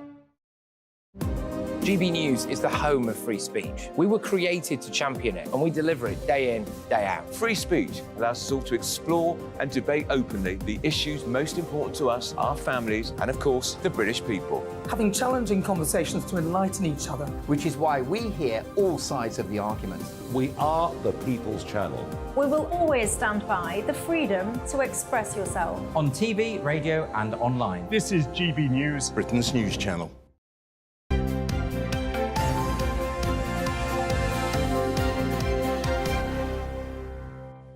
Now, there is still plenty of time to grab your chance to win a Greek cruise, travel goodies and a £10,000 tax-free cash bank balance boost. Here's all the details you need. Don't miss your chance to win our biggest prize so far. There's an incredible £10,000 in tax-free cash to spend however you like. Plus, courtesy of Variety Cruises, a bespoke 7-night small boat cruise for two worth £10,000. With flights, meals, excursions and drinks included, your next holiday could be on us. Choose any one of their 2025 Greek adventures and find your home at sea. We'll also send you packing with these luxury travel gifts. For another chance to win a prize worth over £20,000, text WIN to 63232. Text costs £2 plus one standard network rate message. Or post your name and number to GB04 PO Box 8690 Derby DE1 9TT. UK only. Entrance must be 18 or over. Lines close at 5 p.m. on the 26th of April. Full terms and privacy notice at gbnews.com/win. Please check the closing time if listening or watching on demand. Good luck. Yes, good luck indeed. Now it's time for all the sports. Broadcaster Aidan McGee is here with us. Good to see you this morning, Aidan. Good to see you both. I want to start on a 15-year-old boy. I say boy, well, he is still a boy, isn't he? He plays for Wolverhampton Wanderers. Oh. His name is Wes Okudua. We've got to learn that name. We have indeed. Well, you know, listen, not necessarily, though, because we've seen these breakthrough acts and they've not quite made it, but let's not cast any out of his career at this stage. But he's 15 years and 344 days. Wolverhampton Wanderers have 10 fit outfield players today. So he's been called out of a science lesson yesterday. So bear in mind, I mean, he's what? Can he do that, though? Can he, I mean, at that age, play for the... Yeah, he's not the youngest. So Arsenal, who are Wolves' opponents today, big game, by the way, because it's will have an effect on the title race. Ethan Nwaneri, he played age 15 years and 181 days in September 2022 against Brentford. Remember, Rooney was playing at 16 back in 2002. So Rooney's in the top 20. This one will go in at number 2, I believe, if he plays. I think there's a good chance he's going to start the match. But Gary O'Neill, his manager, who's suffering this, having to juggle all these injury crises, says, I hope he's had more fun with us on Friday when he trained with us than he would have had in science. And so I think that's a slightly... Do you reckon? It depends what science it is. I mean, physics was quite fun, wasn't it? Yeah, but I love science. Yeah, I always thought it was good as well. Look, I mean, best of luck to him. I mean, what a thing to be doing at 15. Exactly, from the periodic table to the Premier League table, eh? Oh, you worked on that one, didn't you? I don't know what the formula is. Get out. But no, it would be an extraordinary story, I think. And look, he's obviously... You get these players sometimes who are who have growth spurts. They maybe grow a little bit earlier than you might expect for their age. Yeah. He's obviously up to it, because I don't care what anyone says, no matter how many players you've got, if you're being promoted at the age of 15 to play a first-team game against Arsenal, and as I say, a huge bearing on the title race. Arsenal need to win today, otherwise I think it's curtains for them in terms of the Premier League. But brilliant story, and we'll know tonight whether he's on. But the thing is, it's 7:30 kick-off. I mean, I hope he hasn't got a paper round in the morning or anything like that, because it's going to be a late finish for him, isn't it? Yeah. He's lucky he's not on a school night, I suppose. Well, yeah. I mean, that might you be a hero in assembly, wouldn't it? Oh, goodness me. There was a kid I went to school with who was playing for our local club, Gillingham, very young, and he automatically assumed this exalted status. And why not? Well, I think he played against Glenn Hoddle in a testimonial or something like that. It was absolutely... That's how far back we're going, actually. But extraordinary story. And as I say, we'll see tonight. I'll let you know tomorrow how he's getting on. Yeah, brilliant. Sad news for Emma Raducanu. Well, sad, yes, but you know what? She got to the quarter-finals on clay in Stuttgart, backing up last week's performance as well. She lost to Iga Swiatek, who is a four-time Grand Slam winner. She took it to a tie-break in the first set. I think that's a pretty respectable representation of what she's done, or where she's at in terms of her injury problems. I mean, don't forget she dropped to 303 in the world. This is a US Open winner, Ellie. And so these notable victories she's chalking up over the last couple of weeks are helping her to rise up the rankings. And, you know, it's just in time. She's playing these clay court matches. It's just in time for the French Open. And then, as we know, soon after that, I think 3 or 4 weeks after that, we've got Wimbledon. It could be that she's timing her return to top-level tennis just at the right time, because, you know, you need to be in some decent form to go into those matches. I don't think she's going to be troubling the slams in the next couple, but who knows? By the time she gets the match fitness under her belt and she gets the match practice in, then who knows, September she could have a tilt at the US Open, which, of course, she famously won aged 18, I think it was, back in 2021, and she didn't even drop a set on the way there. So we hope she's on her way back, but still plenty of work to do for her. OK. Let's have a look at the F1, should we? Yeah, that's right. Well, look, Max Verstappen's run the sprint race. Now, we talked about... it's a new addition. Yeah. It's a new addition to the F1. So we saw... about that. We discussed the snooker earlier on, didn't we? And we discussed how sports need to evolve. Well, the sprint race is a new addition to that. Verstappen's just pipped, or yesterday pipped, Lewis Hamilton to that. We've got qualifying starting at 8 o'clock this morning. I still would back Max Verstappen. Darryl in the gallery is a massive F1 fan, and I think he'd go along with me in saying that a couple of weeks ago, I think it's 3 Grand Prix we've had so far. Verstappen's won 2 of them. I think it's still going to be quite processional. It might be interesting next season when Lewis Hamilton joins Ferrari, but nonetheless, China's set to put on a magnificent show, as you might expect. And but encouraging for Lewis Hamilton, second in the sprint race, signs of life there, sign that he still has the ambition at the age of 39 to go on and win more honours in the sport, and he wants to overtake Michael Schumacher, of course, on those record number of F1 wins. I can't believe he's 39. I know, he was the breakthrough act, wasn't he? Yeah. He was a breakthrough act when doesn't seem that long ago. No, time, it really time waits for no man or woman. Shows how old we are. I know, it does indeed. Lovely, lovely, Aidan. Thank you very much indeed. Thank you. Right, we've got much more coming up for you, including talking to the Shadow Policing Minister, Alex Norris. That's in a couple of minutes.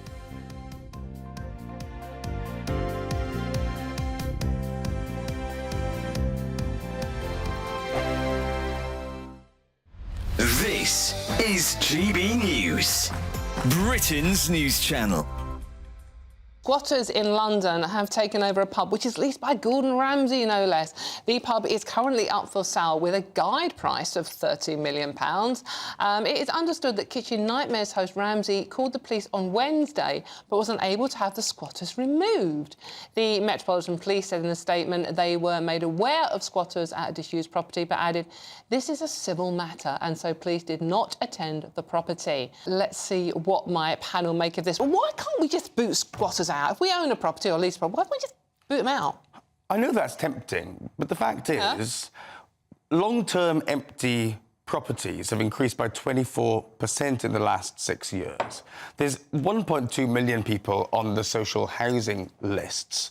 People don't have a place to live. What it does highlight is the enormous disparity in fairness in property laws in this country. It's just not fair that if you've worked all your life and invested some money in property because, you know, interest rates at zero and there's nowhere else to invest your money, and then suddenly somebody who's got no claim to that property and doesn't seem to have earned very much in life takes over your property. It's an outrage. People shouldn't be squatting in other people's homes or commercial properties.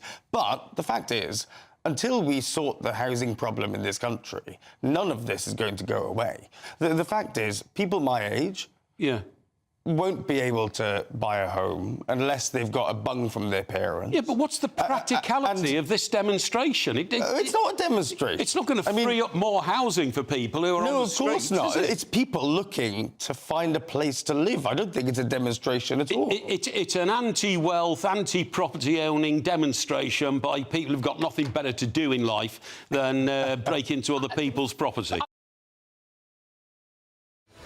I'm Patrick Christie's. Every weeknight from 9, I bring you 2 hours of unmissable, explosive debate and headline-grabbing interviews. What impact has that had? We got death threats and the bomb threats and so on. Our job is to do what's in the best interest of our country. You made my argument for me. My guests and I tackle the issues that really matter, with a sharp take on every story. I'm hearing it up and down the country. That was a beginning, not an end. Patrick Christie's tonight from 9 p.m. only on GB News, Britain's news channel.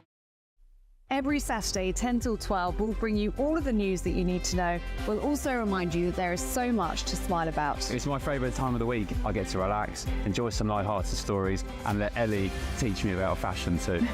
That's Saturday Morning Live, every Saturday, 10 till 12. Only on GB News, Britain's news channel. I'm Tom Harwood.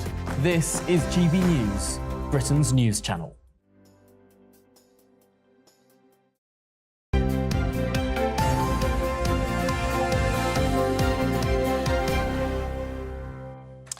Right, we're going to talk to the Shadow Policing Minister in just a couple of minutes, but in the meantime, let's see what's in the papers with social campaigner Winston Davis and writer and commentator Candice Holdsworth. Good morning, you two. Winston, let's have a look at Labour before we chat to them, should we? They're hiring social influencers. Well, yeah, so Labour are turning to influencers to try and win young voters through TikTok. They've hired a dedicated employee to work with influencers to send out a positive message about Labour. And yeah, they're realising that there's a lot of people that are using it. So, yeah, they're trying to... well, I mean, I'm not surprised. I'm not surprised. Yeah, we know that. We know 18 to 24-year-olds almost primarily get their news from TikTok now and social media, and TikTok's become highly influential in that particular demographic. The only thing I would say is will it translate to votes? Because, I mean, older voters, we know, they turn up and they vote and they do what they're supposed to do, but younger people are less engaged. Yeah. So, I mean, you have to really... I think you shouldn't put it all in on one particular demographic. I mean, you need to have a balanced approach. Although people are saying that Labour does have more policies that benefit younger people. Oh, yeah. Yeah. So that's... Well, that is their demographic to an extent, isn't it? Lovely. Right, thank you both. Don't go anywhere, because we're coming back to you. But in the meantime, we are joined by Shadow Policing Minister Alex Norris, who joins us now. Good morning. Nice to see you. I want to kick off with this incident that's being reported all over the papers this morning. We've been talking about it a lot this morning. And the boss, in effect, of the campaign against anti-Semitism being stopped at a protest, a pro-Palestinian protest in London by a member of the Metropolitan Police because he was openly Jewish, to use their terms. This cannot be right, can it? I mean, what would Labour do to change how the Metropolitan Police seems to be operating at the moment? Well, first of all, morning, Stephen. Thank you for having me. Yeah, I think it is abundantly clear that what's happened in this case is wrong. The Met Police have now accepted it's wrong, so that's, that is a good thing. It isn't for politicians to do operational policing, as you know. Police must feel that they can keep safe and to organise these types of public events in a way that is safe. However, it must, there can be no place for hate in this. And if there is racism, in this case, anti-Semitism, there cannot be that sort of thing. So, what's happened is wrong, and we're glad that the police have accepted that. OK, Mr Norris, you're here to talk about shoplifting. This is analysis by your party revealed more than 1,000 shoplifting offences are being committed across England and Wales every single day. How would the Labour Party fix this? Hi, Ellie. Yeah, I mean, what we're seeing is staggering levels, nearly 1,000 incidents every single day of shoplifting. That's on top of pushing 1,000 incidents of violence and abuse against retail workers every day as well. These things haven't happened by accident. They're a direct impact of having cut, as the government have, 10,000 neighbourhood police, about the £200 limit where crimes for theft under £200 has been downgraded. So for us, we want to reverse those changes. Our commitment's 13,000 more police and police community support officers in communities. So they're there detecting and deterring crime, and then to remove that limit to say to people, we're going to take shoplifting serious, whatever it is. And of course, and we're pleased to have moved the government on this after years and years of campaigning, we want to see a standalone offence around violence against retail workers. We think if you put those three things in place, you could really make a dent in this issue. Yeah, but there's actually a bigger question here, isn't there? As to, I mean, people aren't just doing it because they can now. And this idea that it's a free pass for shoplifters, there's something bigger going on, isn't there? No, well, I mean, I'm not sure I quite agree. What we do know now is that certainly with the under £200, let's face it, that covers a lot of things. That covers your AirPods, your jeans, your football shirts. That actually, whether it's people who are stealing to feed a habit and then reselling in order to get money for that, or what we've seen a huge explosion of in recent years, which is organised crime realising that this is a great and fertile area of work for them. So we're seeing cases where I talk to retailers of gangs that will go on a weekend and just go up the M1 and down the M1 and get off at every junction and turn those shops over because they think nothing will happen and they think that this is a really soft crime type. And until you take the field and say that's not acceptable, we're going to keep seeing this. And of course, what that then leads to is a terrible environment for staff. They don't want to work in it if they're subject to violence and abuse. And then what we've seen in my town, where we lose shops because retailers look at it and think they're not financially viable, and that's devastating to communities like mine.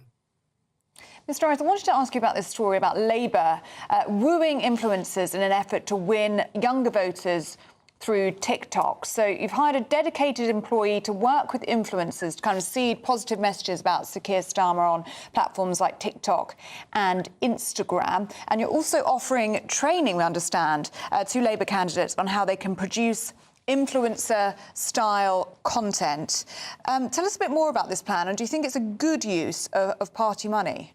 I mean, first of all, I think of all the parliamentary party and future Labour candidates, I'm probably the #1 person who needs that social media support and training. I can't say I'm on TikTok. I'm not even on Instagram, which gets me pelters from my mates. Nevertheless, these are important outlets now where, I think it was Candace previously just said that for young people, that's where they're getting their news. So we want to talk to people of all demographics to put our offer forward. So you have to go where they are. So in this case, we know that there's been a huge rise. I have to say influencers and influencer culture is not something I know an awful lot about, but we do know that they are really, really important. So I don't think it's a surprise that political parties like ours are entering into this space. Yeah, and I can totally understand that. But do you think people will trust what they see online when they know that people are taking cash from political parties in order to promote these sorts of videos? I mean, at what point... what's the difference between an authentic endorsement and something being deceptive? Well, what we've seen in recent years, which is really important, is that for influencers, if they are taking paid content, they have to indicate that and put that on their messages, so those who are following them can see what is something when they say they're using something, that's a brand that they're using because of their choice or because it's a paid partnership. So there will be that distinction. There already is that distinction. So that gives information so people can make their informed judgments based on that. I'm quite sure we shall see you dancing about on TikTok before too long, Alex. You know you're going to be doing it. You know you're going to be doing it. Really good to see you. Thank you very much indeed. Thanks for having me. Yes, I hate all of that. Well, you did one with me. I did, yeah, but that was on your TikTok. I wouldn't know how to You wouldn't do a dancing video with me? No. I mean, it's just like... I'd love that. I've no real interest in it, that's the thing. You'd love it as well, I know you would. I think you reach a point where you're just like, oh, why bother? No, the people I'm with would Alex love Norris you. on that one. No, the people would love you. No, they would. But anyway, look, don't go anywhere. We've got more papers coming up with Winston and Candice in just a moment.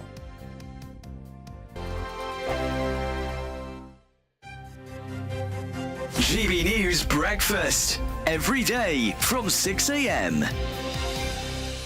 The Princess of Wales is now officially the most popular royal. This is a YouGov poll that found that over 75% of people have a positive view of Princess Catherine, with Prince William only slightly behind his wife at 73%. Cameron Walker, our royal correspondent, is here with this one. But what would you read into that, and as to why? Well, I think it's hardly surprising. Since the start of the year, the Princess of Wales's popularity is up 6 points with the British public, according to this YouGov poll. And obviously, at the start of the year, she went into hospital for abdominal surgery and has subsequently been diagnosed with cancer and is undergoing surgery. Look, the Princess of Wales, since becoming a member of the royal family, has committed no major faux pas. There's been no particular scandal with her. She always puts family first. And I hate the phrase born a commoner, but she wasn't born into aristocracy. She was not born into the royal family. She gave up her old life. And yes, that comes with lots of privilege, being a member of the royal family, but it also comes with enormous challenges, such as everybody prying into your private life, particularly when it comes to your health. And I think the British public are very much on side with that. Whereas Prince Harry and Meghan continue to be unpopular. 76 compared to 31% having a positive opinion of Prince Harry, and only 26%, 50 points less than Princess Catherine, is Meghan. Yes, still not looking great for Harry and Meghan. Prince Andrew is far below them as well. Doing well on negative views, meaning fewer people have negative views about her than anyone else, is the Princess Royal, Princess Anne. Indeed, yes. The most hard-working royal, if you go by the number of engagements she carries out each year. No nonsense, no fuss. She never gets herself into any kind of arguments or scandals. We're GB News, and we come from a proud tradition of British journalism. That's why I'm so excited to be here. It's something so new. The first news channel to be launched in Britain in over 30 years. Launched to represent the views of the British people. To go where other broadcasters refuse to go. How did you find out about the story in the first place? Launched with one aim. To be the fearless champion of Britain. It's an absolutely fantastic atmosphere here. This is GB News. The People's Channel. GB News, Britain's news channel. Join me, Neil Oliver, every Sunday night at 6 p.m. on GB News. And if an hour is not nearly enough for you, go to gbnews.com for special extended episodes online every Friday at 9 p.m, where we can truly get into the nitty-gritty of what's going on. GB News, Britain's news channel. I'm Gloria De Piero. This is GB News, Britain's election channel.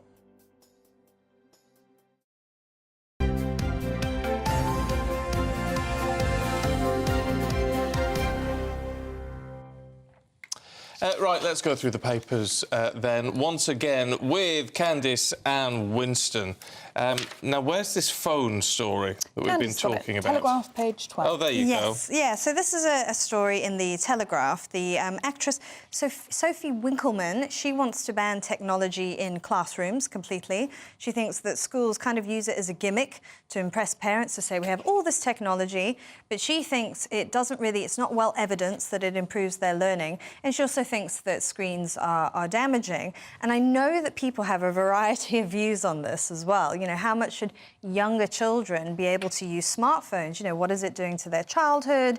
Is it affecting their mental health? I know there's a lot of data that's come out of the US that said that girls are particularly negatively impacted by using social media excessively.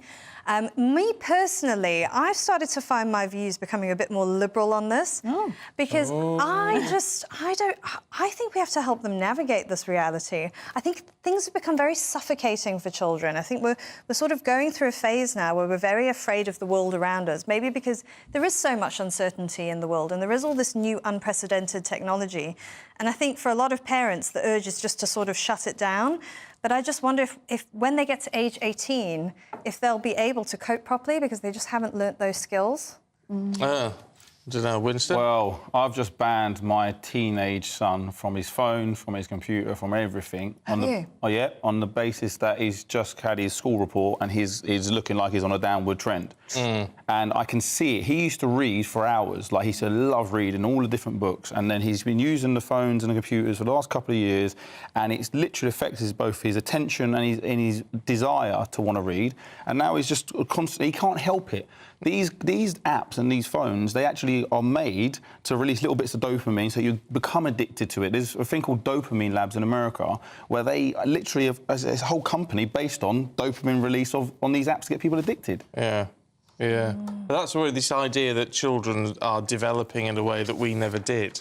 1,000,000%. Yeah, they're changing. They're literally, there's a guy called Gabor Mate, he's a Canadian psychologist and a developmental psychologist, and he talks about how our literal neural biological wiring is being affected by the use of social media.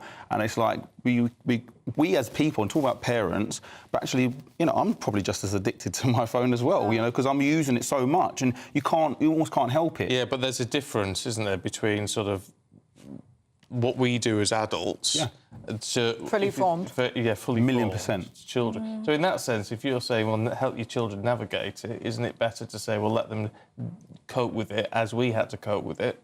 Yeah, I think... Once they're grown. Well, there was...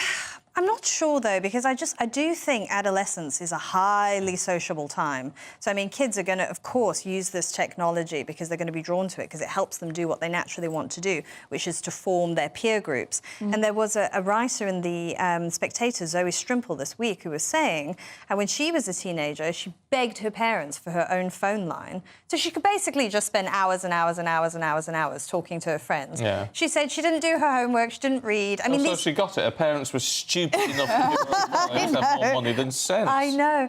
But the thing is I think teenagers have always been like this. I don't think this is anything new. I don't think this is unprecedented. And I worry that we are just sort of having a bit of a panic about it. And whereas in the past, I think... parents would have just sort of been like, OK, let's help them, let's let them figure it out. This is a sort of experimental phase. I think now parents want to manage everything. We know that. We know that from research by Jonathan Haidt in the US, who says that, you know, university students are becoming, or actually he's done a lot of studies into it, by the age of 18, when they get to university, they're actually a lot less mature and have a lot less life experience than, say, children did 20 or 30 years before them. Yeah, because they're not leaving their bedrooms. Yes, well, they're in their bedrooms, that's true, but I think it's also parents as well are a lot less trusting of children. There is this whole phenomenon of helicopter parenting. Yeah, I suppose. I mean, Winston, I think for me it's the fact that it can affect... Well, it affects everything, doesn't it, mobile phone addiction with children? I mean, you look at children's obesity numbers... The whole lot, exactly. Through the roof. It's because they're not moving. They need to get out. Body image, I mean, 100%. everything. They need to get out into nature, into playing, being face-to-face interaction with their peers, children, exploring the world. You know, failing, falling off a tree and hurting themselves and scratching something and really actually, you know, getting out into the world. Like, it's massively important. And it said, as parents, as adults, it's kind of like going, OK, we can see what the challenges are, and actually, do you know what? If we need to stop our children from using this for a period of time, like, I'm not going to ban my son forever. But, you know, for the next, month, 2 months, I'm going to say, right, we're just going to control this for a bit. So he understands. And I said to him, look, I love you. This is about helping you. This is not about punishing you. You don't understand the damage it's doing to you. So as parents, we've got to be responsible to manage that use of time on social media and phones. Well, yeah, it's hard to argue with that, but I'm sure some of you will. Anyway, Candice, Winston, thank you. Been good to see you this morning. We'll see you in the next hour. Here's the weather. That warm feeling inside from Boxed Boilers, sponsors of weather on GB News. Good morning. Welcome to your latest GB News weather update. This weekend will be dry for many of us. The best of the sunshine will be in the west, particularly through today. And across eastern areas, actually, there's going to be quite a cool feeling breeze with this northeasterly wind coming off the North Sea. That will bring some cloud to eastern areas through this morning. Elsewhere, though, it should stay dry and bright. However, as we head towards lunchtime, I think more in the way of cloud will bubble up across western areas, parts of Wales, into the Midlands as well. But it should stay dry through much of the day and it will feel fairly pleasant in the sunshine. Later on this evening, we'll start to see parts of Scotland see some rain arrive as this area of rain pushes in from the north. That will bring thicker cloud to many areas of Scotland as well.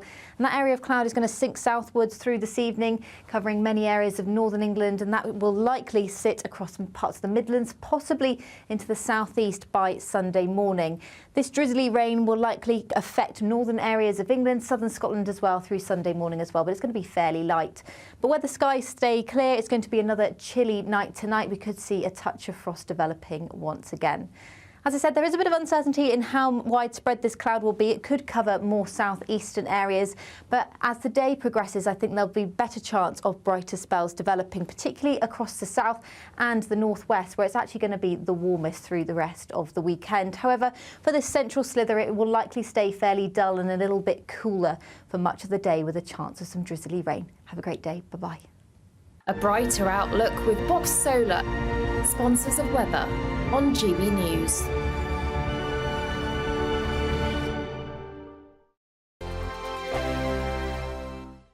Don't miss your chance to win our biggest prize so far. There's an incredible £10,000 in tax-free cash to spend however you like. Plus, courtesy of Variety Cruises, a bespoke 7-night small boat cruise for two worth £10,000. With flights, meals, excursions and drinks included, your next holiday could be on us. Choose any one of their 2025 Greek adventures and find your home at sea. We'll also send you packing with these luxury travel gifts. For another chance to win a prize worth over £20,000, text prize to 63232. Text costs £2 plus one standard network rate message, or post your name and number to GB04 PO Box 8690 Derby DE1 9TT.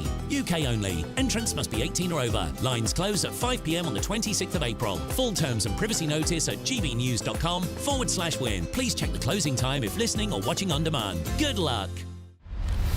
Farage, Monday to Thursday from 7 p.m. There is a kind of a Mediterranean side to that as well, because my mother came from that side, you know, a big family. And I think there is that sense of community where family is kind of key. And I think that's really kind of what we sort of try and continue, really. I mean, certainly with children and stuff like that, you know, the Sunday lunches were always, you know, the big thing. Yeah, really. But if you go down the Old Kent Road today... Very different. Very different, yeah. And that was quite some time ago as well, because we were very close to where the Thomas à Becket was. Yeah, I know. I know, the boxing upstairs and all the rest of it. Yep. And I did go down there not so long ago, actually, and it really is very, very different. I mean, I'm not saying that's necessarily bad. I think we have a different view of things. Most people in London, Nicky, don't even know the names of the next-door neighbours. No, true. We've completely lost that sense of community that you grew up with, that you knew. I think it's a real problem. Yeah, I mean, I have to say sometimes I'm a bit guilty of it where I am now as well. You live in big houses, and I do see my neighbours, but, you know, it's not quite the same as it was back. And I guess from that background, you're a teenager, you want to become a hairdresser. Yeah, that must have been quite a difficult call. Yeah, that one was a really good call. My dad went, oh, God, what? I mean, it was just very funny. And certainly from the point of view of, you know, this was the early 70s. And so it wasn't really the kind of the choice of most people would do. No, but you did. Why? I don't know, actually. I mean, I went to a grammar school and I didn't do as well in the final exams, and I was kind of forced into sort of leaving. And you suddenly go, ooh, no idea what to do here, really. Yeah. But the idea of doing something in fashion, and, you know, I really kind of... I know that I was given some really good advice, actually, by somebody that said, just start at the bottom. Don't necessarily go to, you know, college or whatever. There may not be anything wrong with those, but just start at the bottom. Go to the best place you can and start sweeping the floor.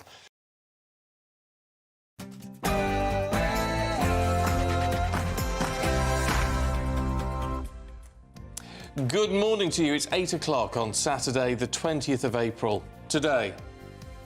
You are quite openly Jewish. This is a pro-Palestinian march. I'm not accusing you of anything, but I'm worried about the reaction to your presence. The Metropolitan Police issue an apology after officers threatened to arrest a Jewish man wearing a kippah at a pro-Palestine protest. Catherine Forster has the latest. Yes, the Met Police have admitted that they did get this wrong, but a comment made by the government's counter-extremism czar last month that central London was becoming a no-go area for Jews seems perhaps to be coming true. I'll bring you more shortly. GB News can confirm the man who set himself on fire outside the Trump hush money trial has now died in hospital. World leaders call for calm in the Middle East after tensions rose following the Israeli strike on Iran yesterday. Is the British fry-up toast? Well, according to new research, Generation Z turned their backs on the breakfast classic, deeming it to be too fatty. On the eve of the London Marathon, we're going to be talking to the family of Christopher Hope, who are taking part in this year's event for a very special reason. Good morning. It's a bright but chilly start for many of us across the UK. How will the rest of the weekend pan out? Well, you can find out all the details with me a little later on. Morning to you. I'm Stephen Dixon. And I'm Ellie Costello, and this is Breakfast on GB News.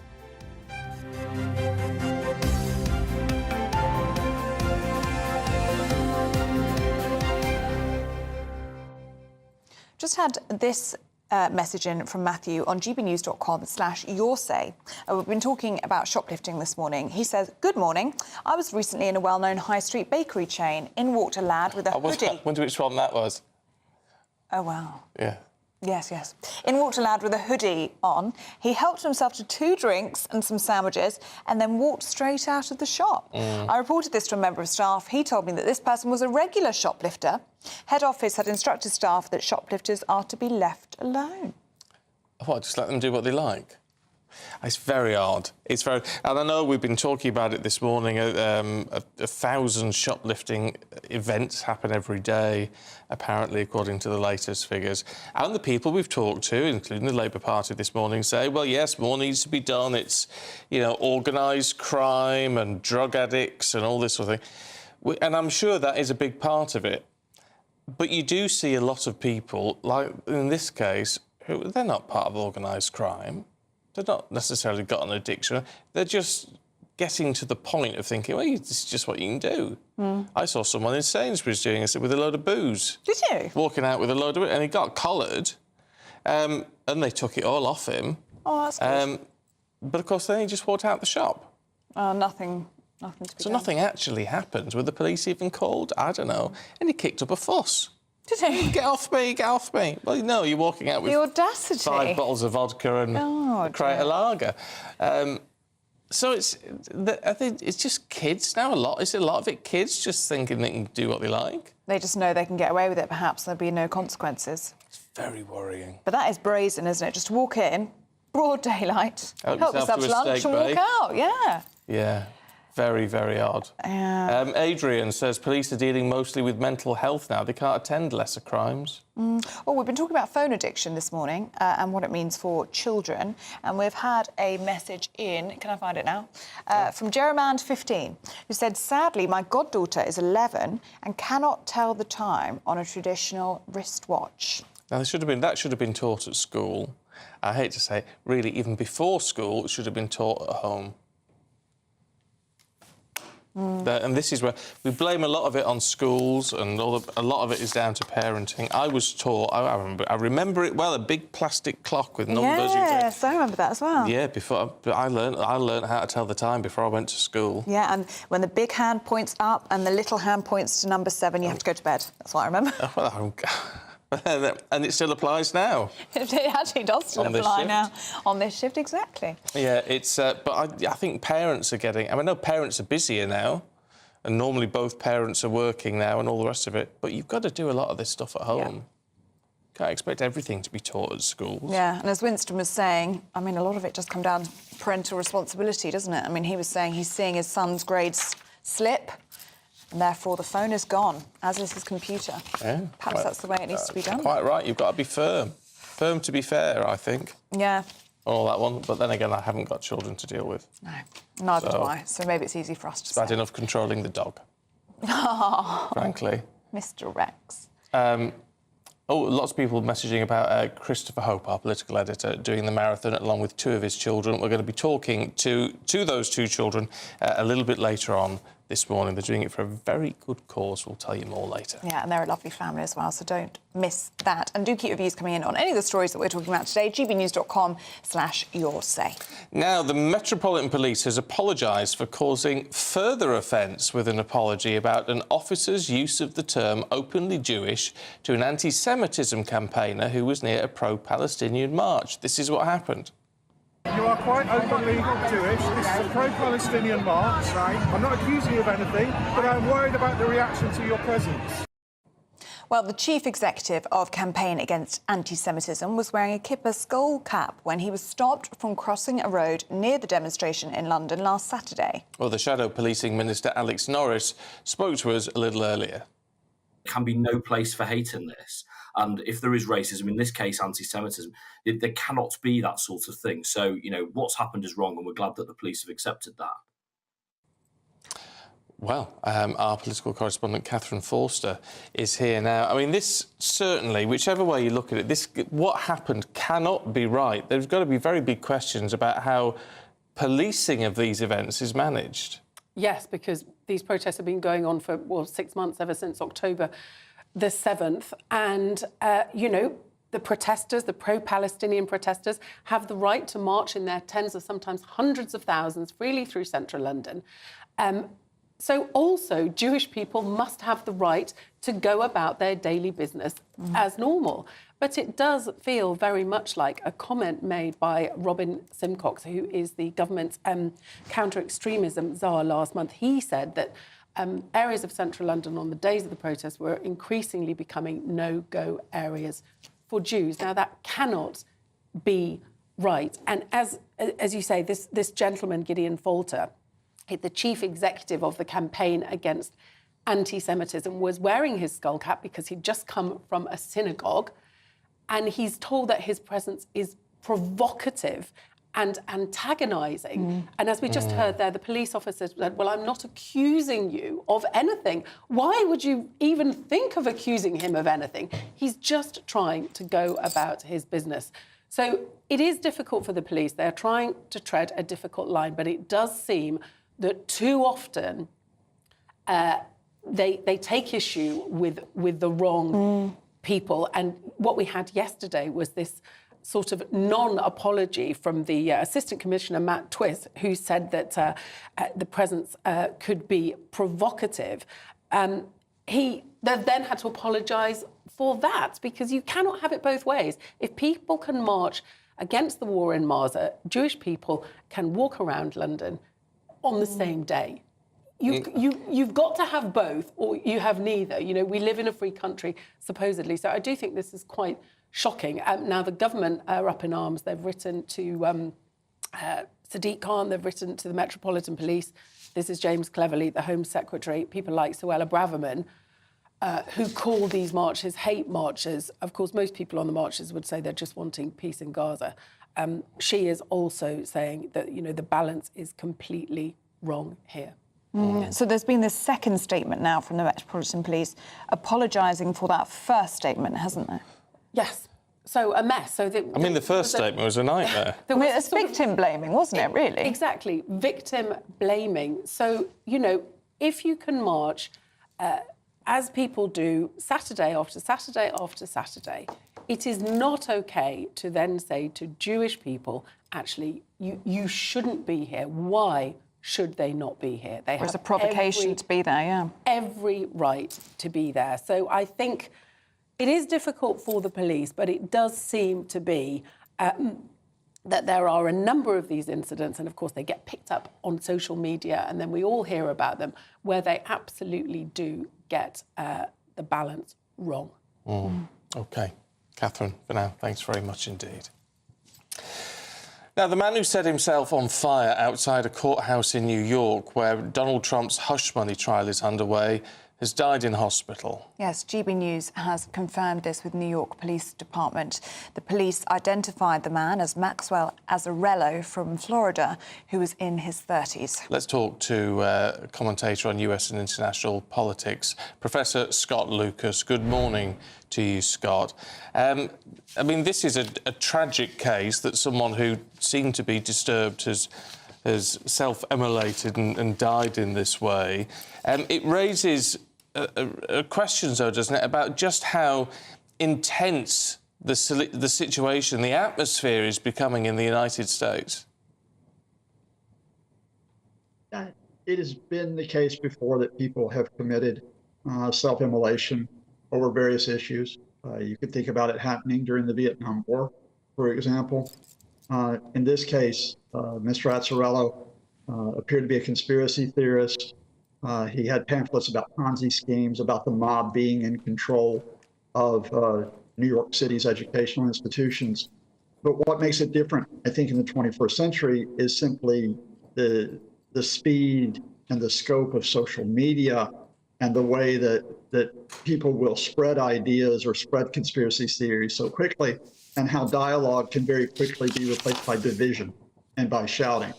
I have to emphasize for viewers here that although Mr. Azzarello set himself on fire outside the courthouse where the first of Donald Trump's criminal trials are proceeding, it has no connection with the criminal trial itself. He just simply chose a spot where he could get a lot of attention. But on your broader point, yes, American politics has become a lot more polarized. That's been the case since the late 20th century, even before social media developed. We can discuss why. And in large part, Donald Trump, his own style, his own way of using social media has sort of accentuated that polarization, even before we talk about the legal and political significance of the trials that are starting this year. And Professor, very, very sad to hear that this individual has lost his life, but so traumatic as well for those bystanders, those witnesses that saw this horror play out in front of the courthouse. And we're also hearing that police officers suffered injuries as well. Yeah, there were some injuries from people from smoke inhalation that were trying to, treat this man on the scene, trying to save his life there. It is the case that when you get a charged atmosphere, you have the question of security. And I have to emphasize that despite the warnings or the concerns that we might have a lot of security incidents around Donald Trump's trials, that has not occurred. It just so happens in this case that one individual chose this as the setting for what happens. I think there's a discussion here, you've been having it on other fronts, about mental health, about how people in this era where everything comes at us so fast and so loud can protect mental health. I think it's a case where I'm hoping that in my native country in the years to come, we get back to discussing the issues in a calmer way, in a way where we have a lot more respect and tolerance, rather than in all caps tweets that says, I'm right, you're wrong, and that's the way it has to be. Yeah, I think that's a valid point, to be honest. Scott Lucas, good to see you. Thank you very much indeed.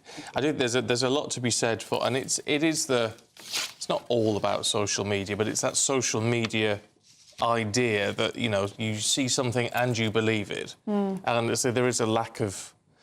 Sometimes I think people hear what they want to hear sometimes from people as well. Actually, on that point, that discussion we were having at the top about children and all the rest of it. You see, Fiery Red Dragon, good morning to you. Messaged in on gbnews.com/yoursay, saying, Stephen, stop excusing parents. Schools are not there to parent, they are there to teach. That's the opposite of what you said. Which is the exact opposite of what I said. I agree with you entirely. Yeah. I think it's all about parents. So there's an element of sometimes that you mishear something or you hear what you want to hear, and then off you go. And we are in the era, aren't we, of misinformation, disinformation. Anybody can put information out there that may not necessarily be correct. No, it's what you believe. And it's interesting we're talking about Labour as well this morning, using TikTok to try and get to the younger voters, which is a perfectly valid thing to do. I don't have an issue with that at all. You've got to go where your people are consuming information. It's the idea that so many young people are getting news from TikTok.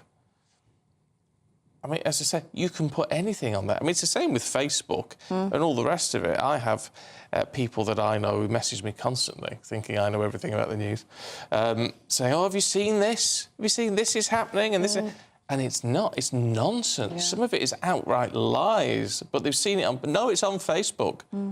It's on Facebook. That must be true. Because there's no verification, is there? I mean, anyone could put anything out there. That's the problem. The other issue is you create your own echo chamber, don't you? So yes. You never see the other side of the story. Or you'd rarely see the whole story. You just see a certain or specific view of events. That's the issue with social media. Which is not healthy. And it's what we try to do on here is providing a platform for all views, some of which obviously you don't get on other platforms. I mean, it's why we exist. It's not saying you should agree with those views. It's about saying, this is the whole picture, now you make up your own mind. That's the point of it. It's not pushing an agenda, it's just giving you the information to deal with. Yeah, that's what we're trying to do. So do keep your messages coming in this morning. gbnews.com/yoursay. Oh, just so quickly on something slightly lighter. Slightly lighter, but Pauline Brown on smartphone says, I'm wondering if Winston, who's doing our papers this morning, could come round and ban my 52-year-old husband from his phone. He's constantly on it, either playing Football Manager or stick cricket or reading fake news. I rarely get a response from him apart from a grunt, and it's driving me crazy. Oh. Yeah, you've got to ban him. Ban him, take it off him. So there are lots of adults who are very addicted to their phones. It's not just the kids. But at least we are fully formed. At least all of our brain has fused together. Well, just about. Just about. Not sure in my case. I think there's no whole line. I think there's a way to go yet. Well, yes. But, I mean, it is a problem, isn't it? And it's meant to be addictive, as Winston was explaining. It's dopamine hits, isn't it? Yeah. You were in a YouTube scroll thing the other day. YouTube hole, That's it, we call them at home. Yes, yeah. But that's the only thing. That gets you. Yeah, because I don't really look at the social media now. I'll have a quick glance through, and see if anyone sent a sort of direct message or something, but that is it. Probably a very healthy approach, I'd say. Yeah, it takes about 5 minutes to go through my social media, and then that is it, and I put it down. Yeah, it's probably a very good way to do it. Yeah, there you go.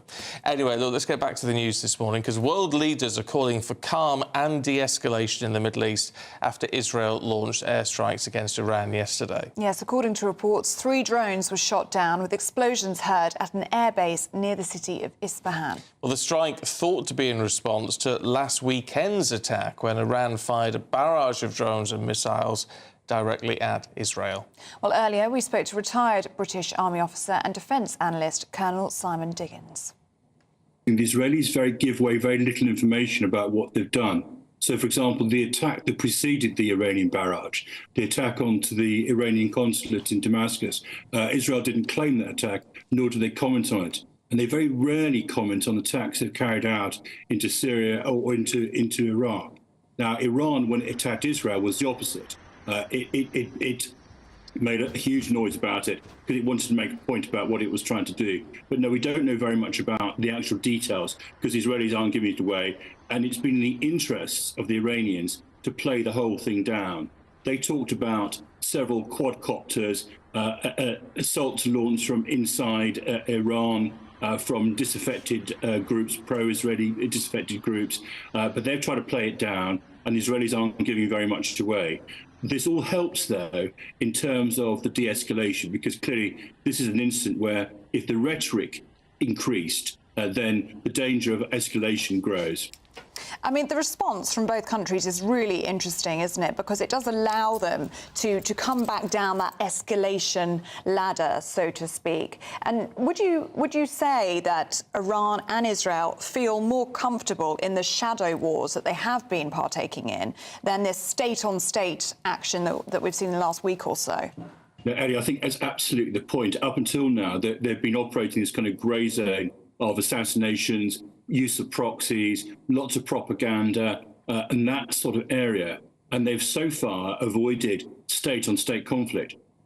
Israel, we presume it's Israel, broke that taboo when it attacked the consulate. And while the consulate was being misused, it's been used as a base for Iranian IRGC generals and the like. Nonetheless, the convention, it is a convention, is that embassies are sovereign territory. And so by attacking that consulate, effectively Israel had broken the taboo about attacking Iranian state territory. And so Iran then felt the need to respond in the way in which it did, and Israel's gone back. But so they broke that taboo. But now, as you say, they're they're re-establishing what they call a position of kind of mutual deterrence, which is that we will stay away from each other's state territory, but below the line or beneath the line, grey warfare, hybrid warfare, whatever term you choose to use, will continue.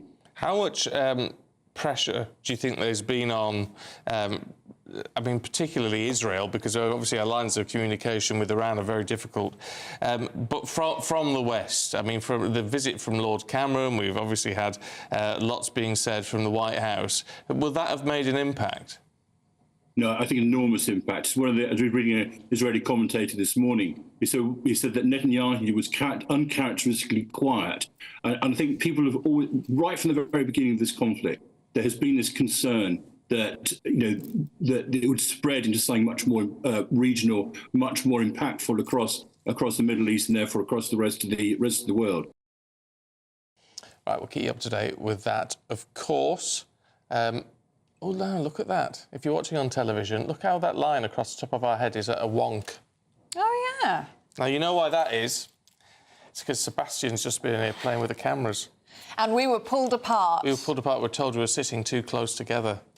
My mum always does say that. She's like, why are you sat on Stephen's lap? No, I know, sorry. Why not? It's because we literally end up like this during the show. We just get cosy. It's fine, no, it's nice. I think I quite like it like that. It's nice. But as I say, it's nice to have people who get on. We, yeah, well, we got telling off and told to sit apart, but look, we're rebelling already. We're rebelling and you've got a wonky camera. We'll get it all straightened out for you during the weather with Annie. That warm feeling inside from Boxed Boilers, sponsors of weather on GB News. Good morning. Welcome to your latest GB News weather update. This weekend will be dry for many of us. The best of the sunshine will be in the west, particularly through today. And across eastern areas, actually, there's going to be quite a cool feeling breeze with this northeasterly wind coming off the North Sea. That will bring some cloud to eastern areas through this morning. Elsewhere, though, it should stay dry and bright. However, as we head towards lunchtime, I think more in the way of cloud will bubble up across western areas, parts of Wales, into the Midlands as well. But it should stay dry through much of the day and it will feel fairly pleasant in the sunshine. Later on this evening, we'll start to see parts of Scotland see some rain arrive as this area of rain pushes in from the north. That will bring thicker cloud to many areas of Scotland as well. And that area of cloud is going to sink southwards through this evening, covering many areas of northern England, and that will likely sit across parts of the Midlands, possibly into the southeast by Sunday morning. This drizzly rain will likely affect northern areas of England, southern Scotland as well through Sunday morning as well, but it's going to be fairly light. But where the skies stay clear, it's going to be another chilly night tonight. We could see a touch of frost developing once again. As I said, there is a bit of uncertainty in how widespread this cloud will be. It could cover more southeastern areas, but as the day progresses, I think there'll be better chance of brighter spells developing, particularly across the south and the northwest, where it's actually going to be the warmest through the rest of the weekend. However, for this central slither, it will likely stay fairly dull and a little bit cooler for much of the day, with a chance of some drizzly rain. Have a great day. Bye-bye. A brighter outlook with Box Solar, sponsors of weather on GB News. Well, some good news this morning. There is still plenty of time to grab your chance to win a Greek cruise, travel goodies and a £10,000 tax-free cash bank balance boost. Oh, easy for you to say. Easy for me to say. Here's how you could be in with the chance. Don't miss your chance to win our biggest prize so far. There's an incredible £10,000 in tax-free cash to spend however you like. Plus, courtesy of Variety Cruises, a bespoke 7-night small boat cruise for two worth £10,000. With flights, meals, excursions and drinks included, your next holiday could be on us. Choose any one of their 2025 Greek adventures and find your home at sea. We'll also send you packing with these luxury travel gifts. For another chance to win a prize worth over £20,000, text WIN to 63232. Text costs £2 plus one standard network rate message. Or post your name and number to GB04 PO Box 8690 Derby DE1 9TT. UK only. Entrance must be 18 or over. Lines close at 5 p.m. on the 26th of April. Full terms and privacy notice at gbnews.com/win. Please check the closing time if listening or watching on demand. Good luck. I want to win that. Yeah, me too. Looks good, doesn't it? Can't enter though, can I? Maybe next year. Well, you can win it for us. Yeah. Well, Is the English fry-up toast? We're going to be talking about that next. Cheers.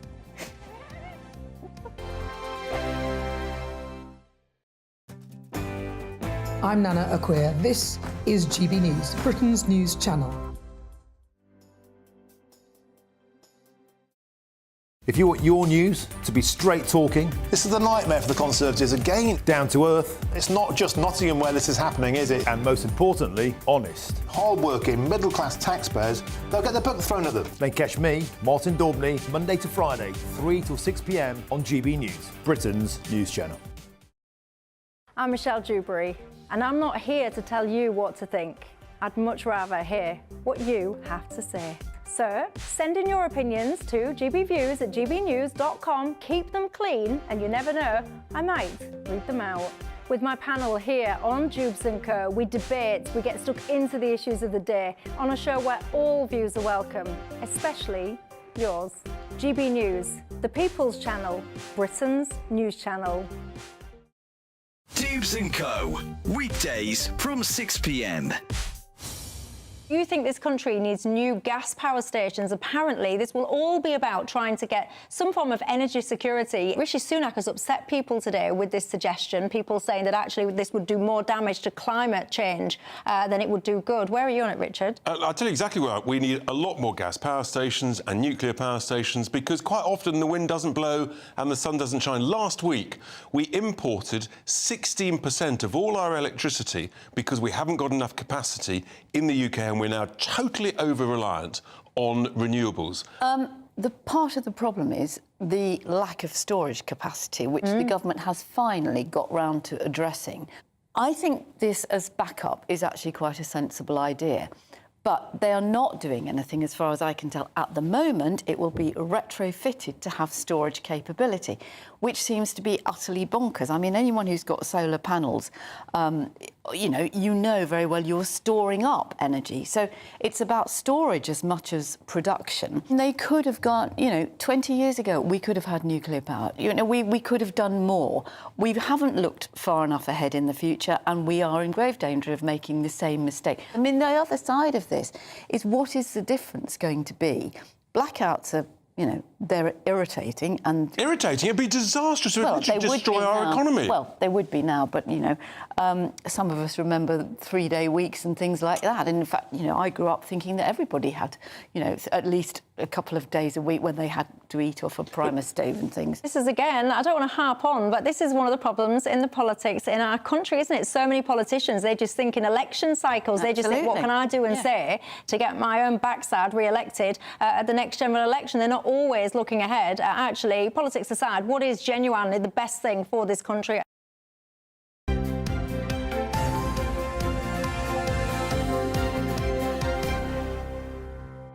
Now, are you having your fry-up this morning? You love a fry-up. I do. Though. I'm going home to a fry-up after this. I'm a big advocate of a fry-up, as are you. Yeah, I like a fry-up. Yeah. I don't want that often. Once a week. No, not quite once a week, maybe once a fortnight. Well, it's been the breakfast of choice for many for years. Fry-ups, though, may be falling out of fashion. Yeah, dear me. A survey has found 25% of 18 to 34-year-olds rarely have a fry-up, whilst 1 in 10 have never had one. What? Oh, dear. Well, is the English fry-up toast? That's the question we're asking this morning. Well, joining us now is celebrity chef Theo Michaels, who loves a fry-up, and nutritionist Rhiannon Lambert, who thinks the English breakfast is outdated. Well, very good morning to you both. Rhiannon, we'll start with you. Why is it outdated? Well, I can see both sides of the coin. First of all, there will still be people out there that love the fry-up, which is fine. But I also think there's another generation coming through of people that perhaps want a less traditional take on it. So they still love their fried eggs. They still perhaps love the traditional baked beans on the plate, some nice toast, or my grandparents actually used to have fried bread, like fried toast in the morning as well. But nowadays, people are more about their halloumi in the morning or their avocado. Oh, come on, Rhiannon. Come on. They'll be saying avocado on toast next. I mean, it's nonsense. Well, I think avocado is a bit expensive for most people, to be honest, at the moment, and it is imported. But I do think there's different ways of mixing up your breakfast in the morning. I know with my kids. Theo, come on, I can see you're very frustrated by this. I am. It's sacrilege. I mean, I think the great British fry-up, right? This is woven. This is a thread of our culture. It's something we've grown up with, and I love nothing more than a greasy spoon fry-up. And I want eggs, bacon, beans, bubbles, squeak, black pudding, the whole works. I don't want it. I don't want fat-free. I don't want skimmed milk. I don't want avocado. I want a full works fry-up. And I'm devastated that, what was it, 10% of that age group have never had a fry-up. They don't know what they're missing. They don't. My heart bleeds for them. I implore you, go out today to your local cafe, order the biggest fry-up, and it'll change your life. I mean, the point is, Rihanna, I mean, it wouldn't be good for us if you were doing it 7 days a week, but if you do it every now and then, there's nothing wrong with that, is there? No, exactly. It's totally fine. You know, I've got people that love a fry-up. My husband loves a fry-up. You know, you've got to embrace what you like. There's research that if you don't allow yourself enjoyed things, you're more likely to overeat on them anyway. So it's all about moderation, isn't it? And I know that's such a boring word to people, but I'm not anti-fry-up and I'm not pro-fry-up. I'm just whatever you want to do, enjoy your life, but make sure you've got a good balance of the items that are great. So Rihanna, sorry to interrupt. Can I just clarify that? You're saying do not eat a fry-up every single morning? Yeah, no, absolutely. Probably not the best breakfast to start the day for your heart health. But to be honest, your health is your decision. I feel like next thing you know, you're going to be saying don't include the Bloody Mary either. Well, actually, that's a good source of iron for some people as well, a little bit. I mean, with the alcohol in, probably not the best idea every single morning. But, you know, it really depends what you're looking at in your dish as well every morning. And you've got to do what's right for you. Look, my job as a nutritionist, so I'm going to sit here and say, look, there are some items on a fry-up which do contain nutritional benefits. There are others that are full of saturated fat and not great for long-term health. But once a week, totally fine. Yeah. I mean, Theo, you're a chef, aren't you? So are you of this school of thought that you can make a traditional fry-up, you can do it in a healthier way? Is that something that you'd support? Or do you think you should go for your traditional fry-up, everything in one pan, lots of oil? Lard. So, do you know what? I'm a bit of both, if I'm honest. I guess I'm sort of by breakfast. I think, I guess where it is for me, there is a general tradition of a greasy spoon fry-up. And I remember going to our local, there was like a trucker's cafe with a proper greasy spoon. But at the same time, there is something nice about let's call it a more eloquent fry-up, where maybe it's the quality of the ingredients are slightly elevated, maybe the fat isn't quite as slippery over the plate. So there is a place for it, for sure. But I think the fry-up itself as a concept, I mean, this is sort of unique to the UK, really. I mean, I used to live in America for years, and there was no concept of a full English breakfast, So I think it's something we have to maintain that tradition, and we can elevate it for sure, and we can play about with it. But there is something true and nostalgic almost about that good old-fashioned full English fry-up, a bit like a proper old pie and mash with liquor, Do you make sorry, I mistook you before when you said Bloody Mary. I thought you meant black pudding. I got them mixed up for some bizarre reason. Alcohol, black pudding. Do you still make a lot of those? Because I'm interested. I feel like that's one key component of the fry-up that perhaps is dying out, the black pudding, which is the iron-rich part.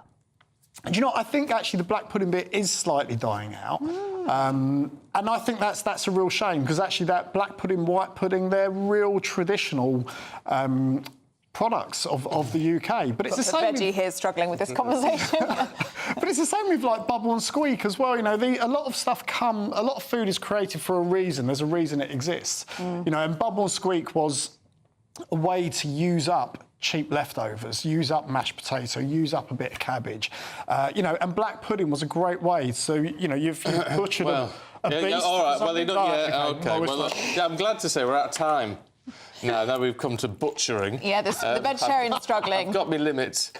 Theo Michaels, Rhiannon Lambert, really good to see you this morning. I have to say, there is a place near me called the Super Sausage Cafe. Is there? Which sells super sausages. As you can imagine, it's like a trucker's cafe. It's like a truck stop. Do you find yourself at the Super Sausage Cafe very often? I think I may be popping in later. We've given you the appetite, have we? Yeah. Oh dear. Well, Theo, black pudding is blood, right? Yeah. Yeah. Right? Pig blood. Yeah. Yeah. No, it wouldn't be for me. And I like that. We're out of time. Oh, sorry. Yeah. We're being told off. Yeah, sorry. For the second time in the last 10 minutes. It's happening a lot. Now, our very own Christopher Hope is running tomorrow's London Marathon. Along with his children, we'll be talking to them in just a couple of minutes.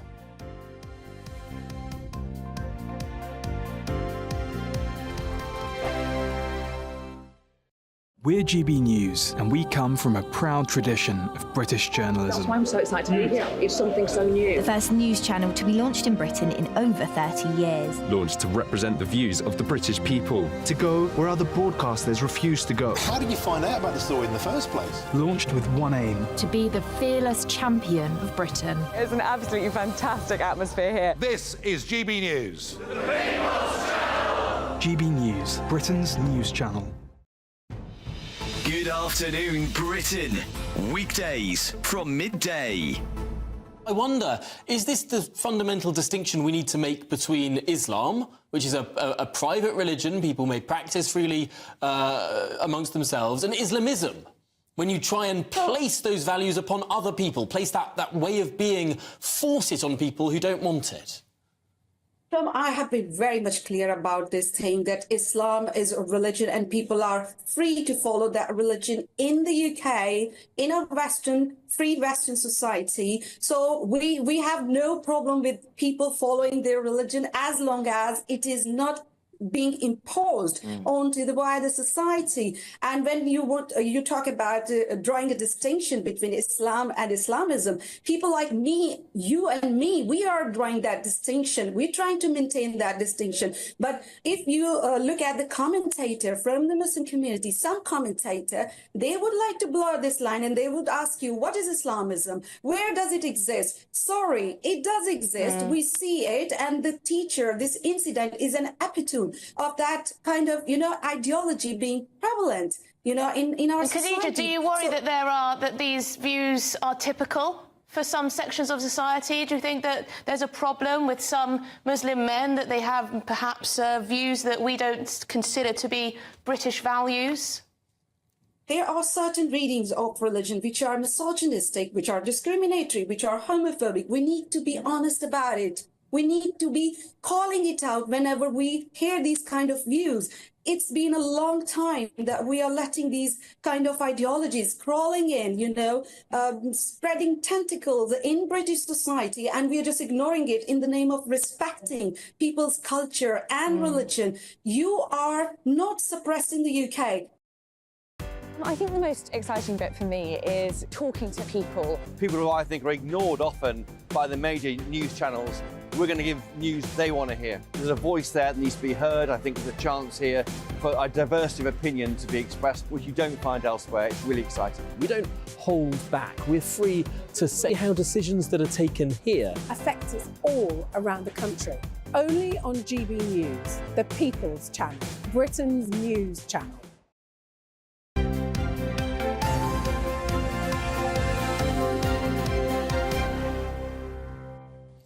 Now it's the London Marathon tomorrow. It is. We won't be running, will we? No, we will not. No, you couldn't pay us. No. But someone who is our very own Christopher Hope, who not only is lovely, but also very athletic.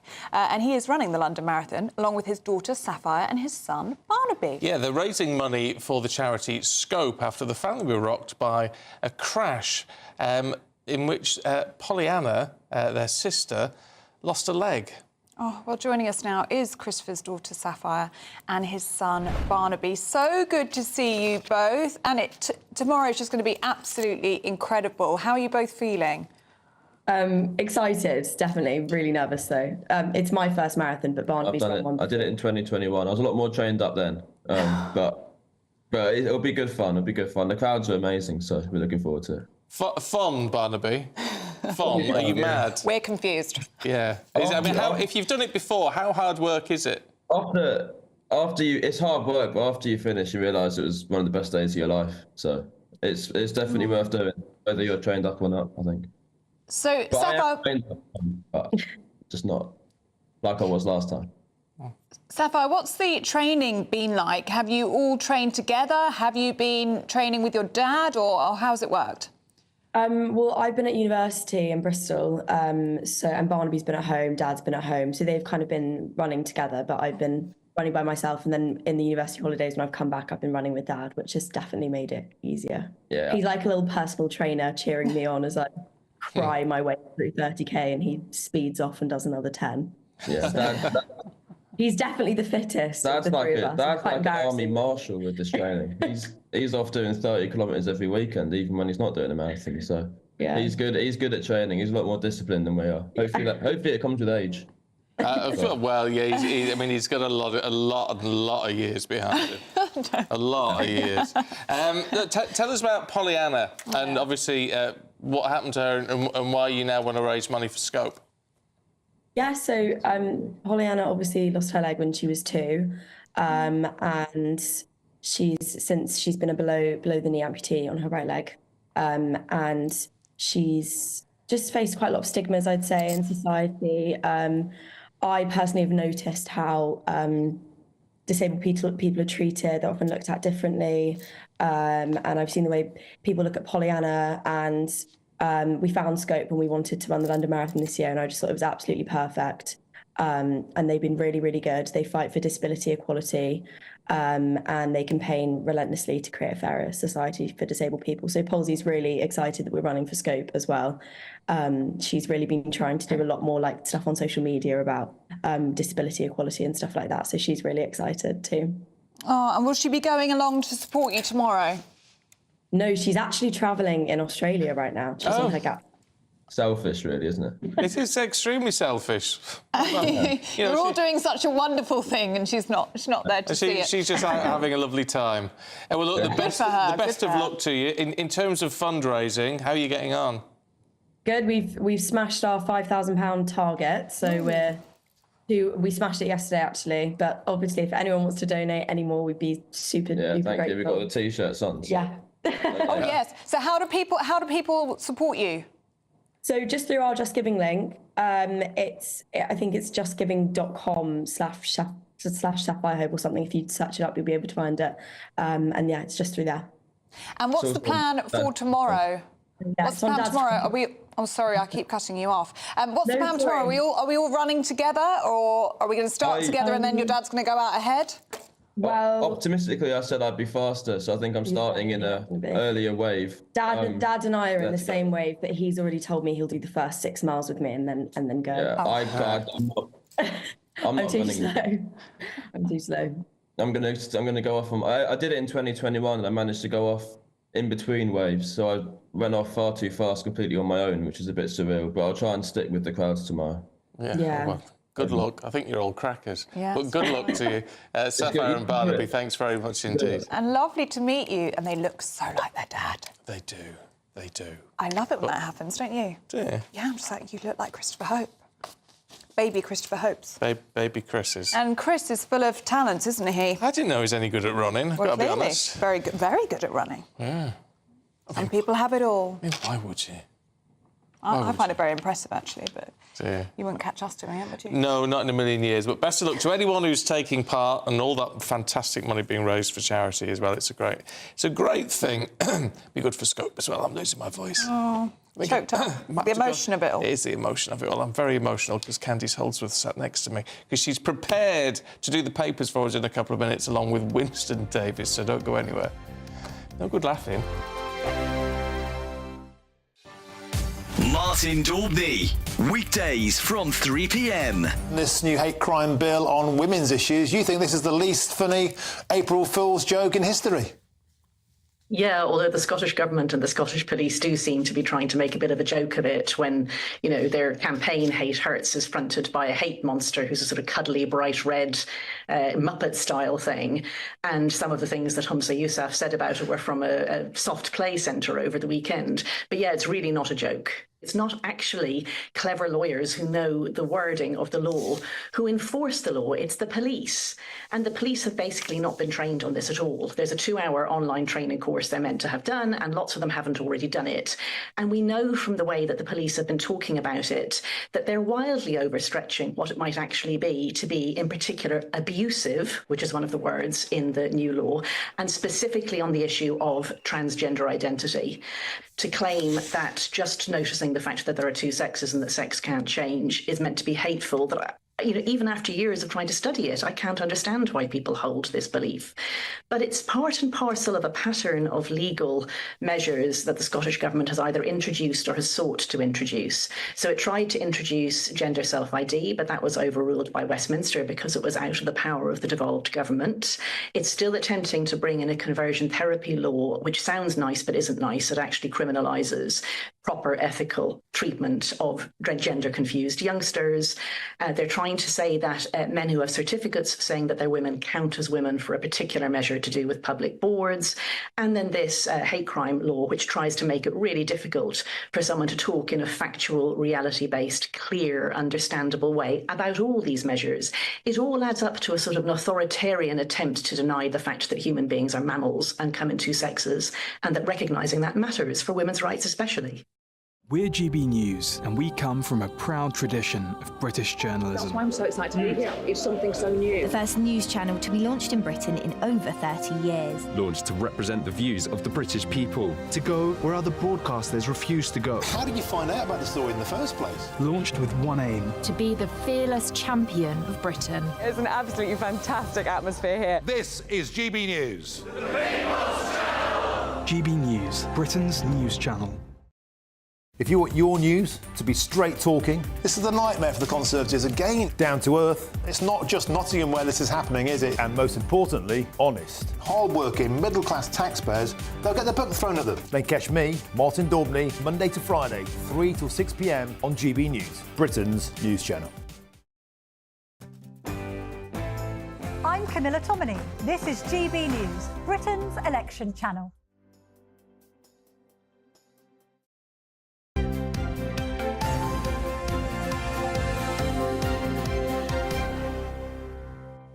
Time for the papers this morning with Winston Davis and Candice Holdsworth. Morning, you two. Let's talk football, Winston, should we, in the Times? Yeah, we've got an all-girls football team has won the league, going unbeaten. The invincible Queen's Park ladies down in Bournemouth have won the under-12s league without being beaten all season. Wow. Yeah, and they had to appeal. They wasn't allowed to enter the league, and then the manager had to appeal it in September to say that they were good enough to play. And they played and they won and didn't get beat. So that's something that's going to be made into a film. Yeah, it could be. It should be. Yeah. Are you all for it? Girls football, yeah, 100%. Like, let them play. I mean, but against the boys. I think that we'll see what happens when it gets under 15s, under 16s. Like, you couldn't do it then, could you? It changes, but well, I mean, that's what I think. I suppose they might be the best test, wouldn't they? Yeah. I just wonder when puberty kicks in and boys just start getting so much bigger and stronger. Because we do know before puberty, boys and girls quite similar in strength, actually. And like you see a lot of girls a lot taller than boys, but then the boys just shoot up and start getting a lot bigger. Yeah. So we'll see. I think the way the world's going, though, we never know. It might be all, no sex, anything. You know, it might be just boys and girls, men and women. Well, if you had mixed teams, it wouldn't matter, would it? It might do. I mean, look, you know, the world's changing every few years. It keeps changing more and more and more. So you're not dead set against it.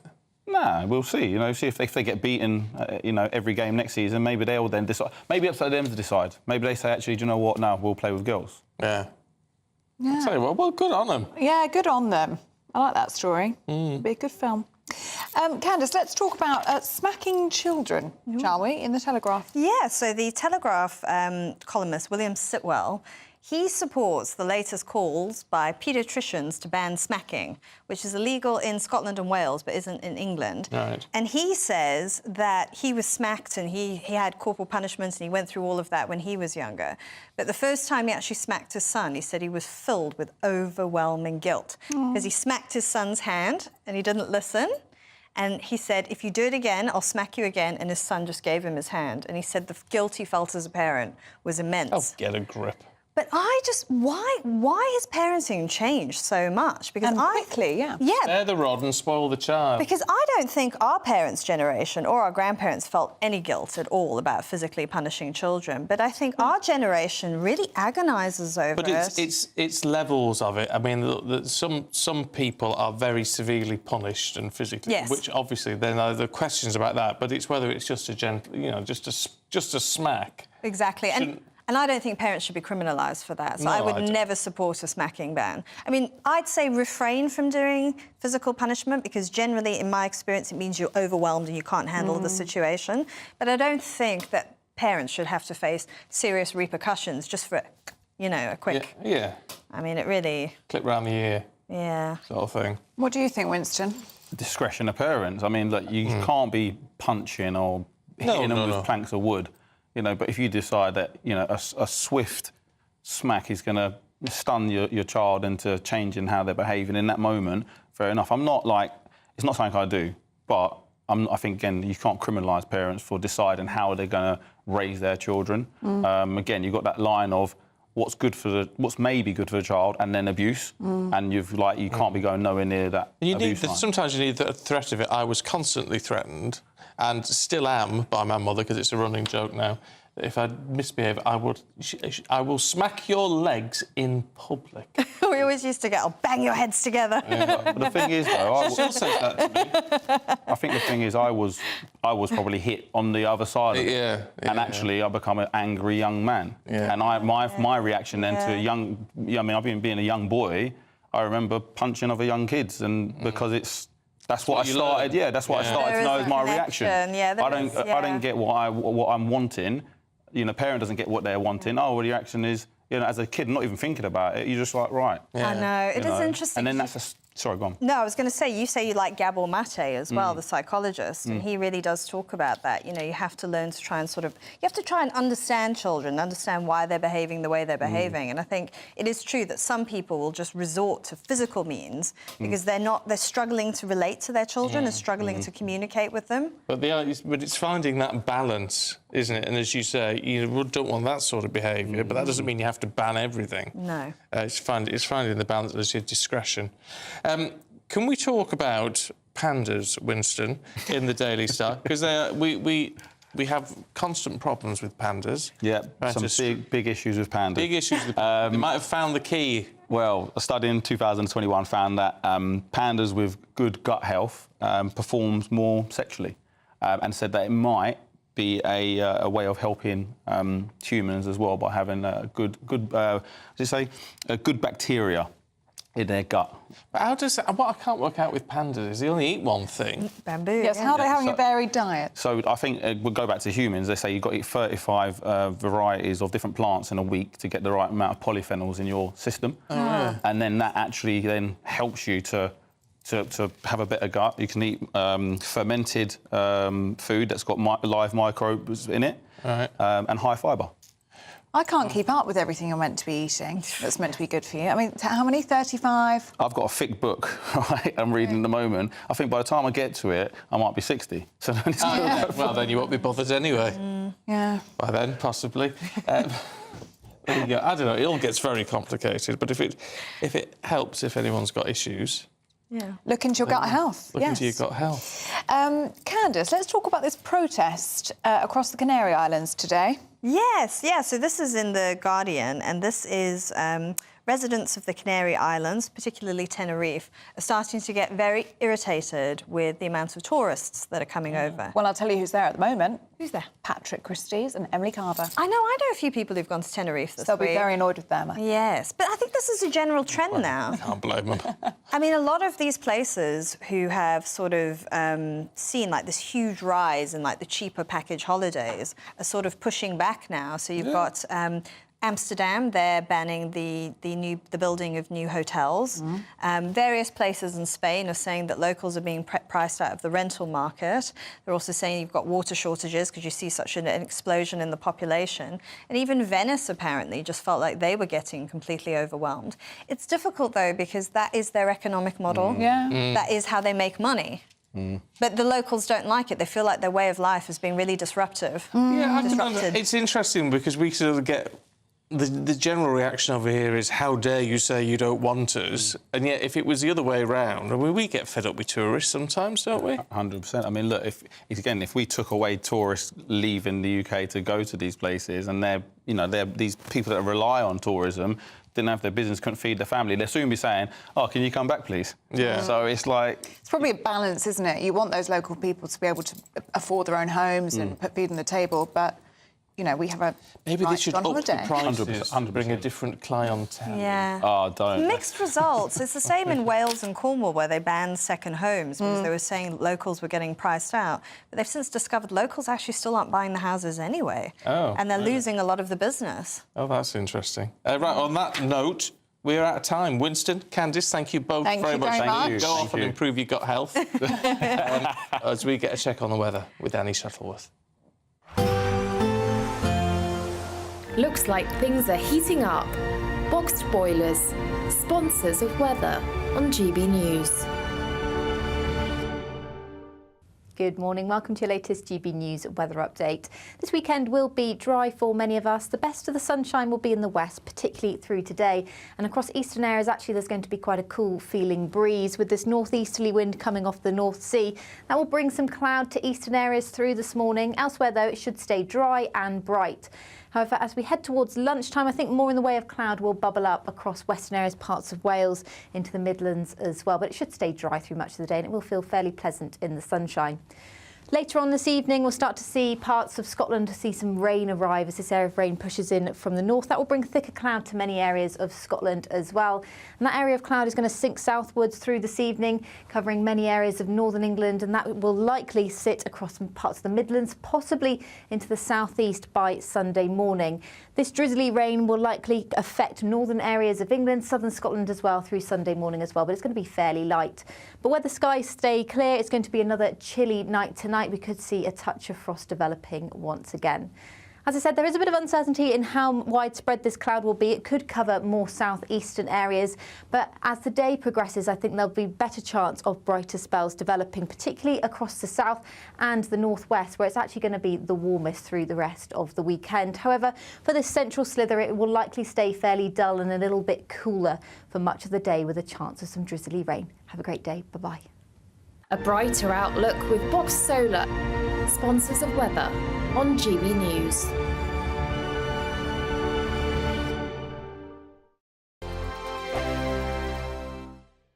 With thanks to Variety Cruises, a family company sailing since 1942, you have the chance to win a £10,000 7-night small boat cruise for two. With flights, meals, excursions and drinks included, you'll be able to choose from any one of their 2025 Greek adventures and explore Greece like never before. Plus, you'll also win £10,000 in tax-free cash to make your summer sizzle. And we'll pack you off with these luxury travel gifts. For another chance to win a prize worth over £20,000, text prize to 63232. Text costs £2 plus one standard network rate message. Or post your name and number to GB04 PO Box 8690 Derby DE1 9TT. UK only. Entrance must be 18 or over. Lines close at 5 p.m. on the 26th of April. Full terms and privacy notice at gbnews.com/win. Please check the closing time if listening or watching on demand.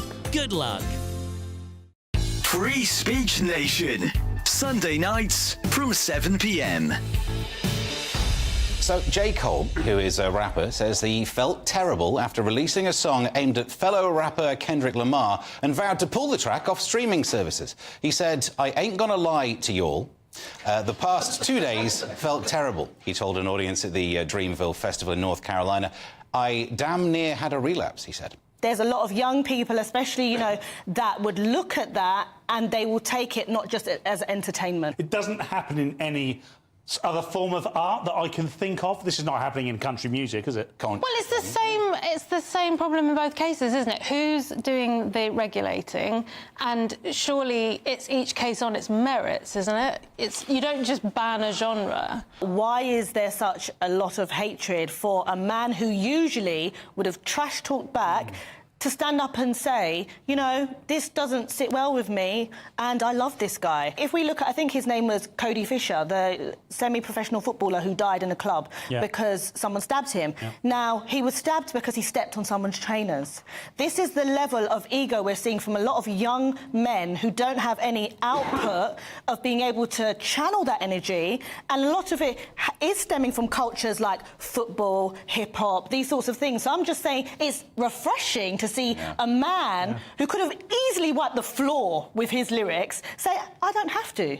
You know? That is interesting, isn't it? Because I took this interview in the wrong direction. It's not about pointing out the areas of concern. Actually, this story is saying, look, music and art can be giving you an example of how to live a slightly better life. That's free speech. Saying, yeah. Sorry. I'm sorry, I choose not to fight back because I love you. It may look like a wimpy thing to do, but it's still free speech. You know what? I love you, Paul. Sorry about earlier.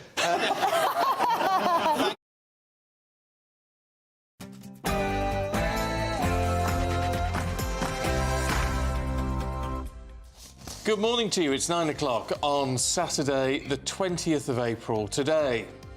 You are quite openly Jewish. This is a pro-Palestinian march. I'm not accusing you of anything, but I'm worried about the reaction to your presence.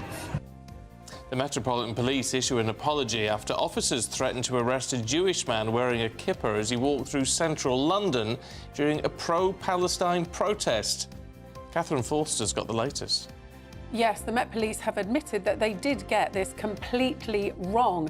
But last month, the government's counter-extremism czar said that London, on the days of these protests, is becoming a no-go area for Jews. Is he right? I'll bring you more details shortly. GB News can confirm the man who set himself on fire outside the Trump hush money trial has now died in hospital. World leaders call for calm in the Middle East after tensions rose following the Israeli strike on Iran yesterday. Is the British fry-up toast? According to new research, Generation Z turn their backs on the breakfast classic, deeming it too fatty. Good morning, it's FA Cup semi-final weekend and the row over FA Cup replays shows no sign of letting up, with Prime Minister Rishi Sunak and his Labour counterpart Sir Keir Starmer weighing in with their takes. We'll be joined by a former Chelsea favourite to look ahead to their clash tonight with Manchester City at Wembley. Morning. It's a bright but chilly start for many of us across the UK. How will the rest of the weekend pan out? Well, you can find out all the details with me a little later on. Morning to you. I'm Stephen Dixon. And I'm Ellie Costello, and this is Breakfast on GB News.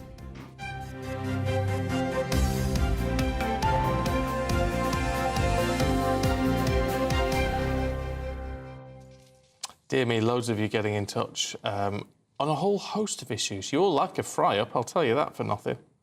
Oh, now my computer's crashed. Oh. There you go. There you go. That's good timing for you. Loads of people fry up. They don't like hash browns. Oh. Because they're American. Oh, well, that's very true, actually. Are you still having black pudding? That's what we want to know the answer to. Oh, here we go. Dawn says, in Leicester, we no longer have traditional butchers, and I can't find anyone who sells the old horseshoe shape of black pudding. It's lovely. I've been eating it since childhood. Yeah. Horseshoe-shaped black pudding. Do you know what she's... They're like a Cumberland sausage thing. And yeah. Well, Eric's saying you have to order online. Also love horseshoe black pudding, boiled. Oh, with lashings of mustard. Is that a thing? But I don't know. My brother likes it. He fries it. Yeah, I've had it fried before. I'm not mad on black pudding, actually. I think if you... It's not... Yeah, it's a bit... No, so there you go. Margot's off to Tenerife on Tuesday because there's a big protest there because they don't want us to go over, really. Too many tourists. Got a population of 2.2 million and 13.9 million people go there every year. So I sort of understand it to an extent. You retain that information very well. Did you just retain that? Yeah, something. Margot's off to Tenerife on Tuesday. She goes all the time, but she must agree there are some who just can't behave. So there you go. Oh, Stephen, not this Stephen, I bet you wish it was you. Stephen Butler says, just ordered a full English. Oh, right. And Debbie Big Bird says, yes, come to Stoke. We have loads of horseshoe black pudding. Horseshoes? Where does this horseshoe thing come from? I don't know. I've never heard of it until literally now. You all have, obviously. Yeah. So there you go. Keep your thoughts coming through. gbnews.com/yoursay. Oh, there's so many on fry-ups. We always get you going on the food. What it is. We're very aligned in this way, aren't we? Your tummy's rumbling, isn't it? It is really rumbling. I'm very sorry. If you can hear it on my microphone, it is very loud this morning. It's very loud. I'm going home to fry up, will you please? Yeah, there you go. You'll be fine after that. Yeah. Right, our main news this morning, the Metropolitan Police apologising for causing further offence because of an original sort of apology about an officer's use of the term openly Jewish to an anti-Semitism campaigner who was near a pro-Palestine march. This is what happened. You are quite openly Jewish. This is a pro-Palestinian march, right? I'm not accusing you of anything, but I'm worried about the reaction to your presence. Well, the chief executive of Campaign Against Anti-Semitism was wearing a kippah skull cap when he was stopped from crossing a road near the demonstration in London last Saturday. Well, the Shadow Policing Minister Alex Norris spoke to us earlier. There can be no place for hate in this. And if there is racism, in this case anti-Semitism, there cannot be that sort of thing. So, you know, what's happened is wrong, and we're glad that the police have accepted that. Well, GB News political correspondent Catherine Forster joins us now. And there's a lot to unpack here, isn't there, Catherine? Because it's not only that initial exchange, which we've just seen a clip of, but then the handling of the situation by the Metropolitan Police since. Yes, it basically has got worse and worse and worse for the Metropolitan Police, this, because this gentleman had been leaving the synagogue. He was spoken to by the officer that you've seen. He was then later spoken to by another officer who basically threatened to arrest him. The police put out an apology, well, sort of apology. Supposedly an apology last night, but the Assistant Commissioner, Matt Twist, said that the presence of Jewish people near the march could be provocative. That, not surprisingly, led to a huge backlash, saying, well, you're victim blaming effectively here. This Jewish person is not the problem. The police then issued another statement, sort of apologising for the apology, if you like, and they've said, being Jewish is not a provocation. Jewish Londoners must be able to feel safe in this city. But I do find the fact that they are issuing a statement saying being Jewish is not a provocation is quite something, isn't it? Because we have freedom of speech and freedom of religion in this country. The fact that they're even saying that is really quite significant. Now, the government, very unhappy with the Met Police's handling of this. The Home Secretary, James Cleverly, has written to the Met Police, also to Sadiq Khan. So Ella Braverman, the former Home Secretary who called these marches hate marches, has also been getting involved, and she has said if the police are failing to enforce the law out of fear of the reaction of the mob, they are no longer policing without fear or favour. And I have to say, that's a fair point. It's very hard to argue against that, isn't it? I mean, I'm not saying that it's right. I don't think Suella Braverman is right when she calls them hate marches, because there are a lot of people there who aren't there for that reason. Presumably. I mean, that should be the case. But if there's significant fear that someone, a Jewish person being in the vicinity, is going to generate hate, then something isn't right. Something isn't right. And the point is, you know, it does feel a bit like double standards, doesn't it? So, yes, I think you're quite right. There are elements of hate on these marches, but the vast majority of people just want the killing in Gaza to stop. You do, I've been to a lot of these marches, you do see some Jews at these protests as well, but I have to say, obviously, that's not not very many, but you do occasionally also see Jewish people holding placards saying Jews against the genocide in Gaza, as some people see it. So it's very difficult, but, you know, it's only a few weeks since Rishi Sunak stood outside Downing Street warning of the rise in extremism, saying to the marchers, don't let extremists hijack your marches, and also to the police to be tougher. This war that's going on thousands of miles away is having very, very big consequences for us here in London. And, you know, the government has put a lot of money into supporting Jewish communities, but it is also the case there's been a huge rise in anti-Semitic attacks, anti-Islamic also, but, you know, a lot of Jewish people simply will avoid central London on the days of these protests for exactly the reason that we've seen, and that's a really sad state of affairs. It is. Catherine Forster, good to see you this morning. Thank you very much indeed. And on that, David Critchfield has just been in touch saying he says the police officer was wrong. He was giving in to the mob. He was no longer policing. I should point out, not that I've got them right in front of me, some people have emailed in saying they thought the police officer behaved in the correct way. OK. So, you know, there are two arguments being put forward to us from you this morning. The vast majority of you thinking it wasn't handled correctly. You know, you can keep your thoughts coming through. gbnews.com/yoursay. Yeah. We'll get my head around that very shortly. Yeah, me too. Now, the man who set himself on fire outside a courthouse in New York, where Donald Trump's hush money trial was underway, has now died in hospital. Yeah, GB News was able to confirm that with the NYPD. Police have identified the man as Maxwell Azzarello from Florida, who was in his 30s. Well, earlier we spoke to an expert in US and international politics, Professor Scott Lucas. In the case before that people have committed self-immolation over various issues. You could think about it happening during the Vietnam War, for example. In this case, Mr. Azzarello appeared to be a conspiracy theorist. He had pamphlets about Ponzi schemes, about the mob being in control of New York City's educational institutions.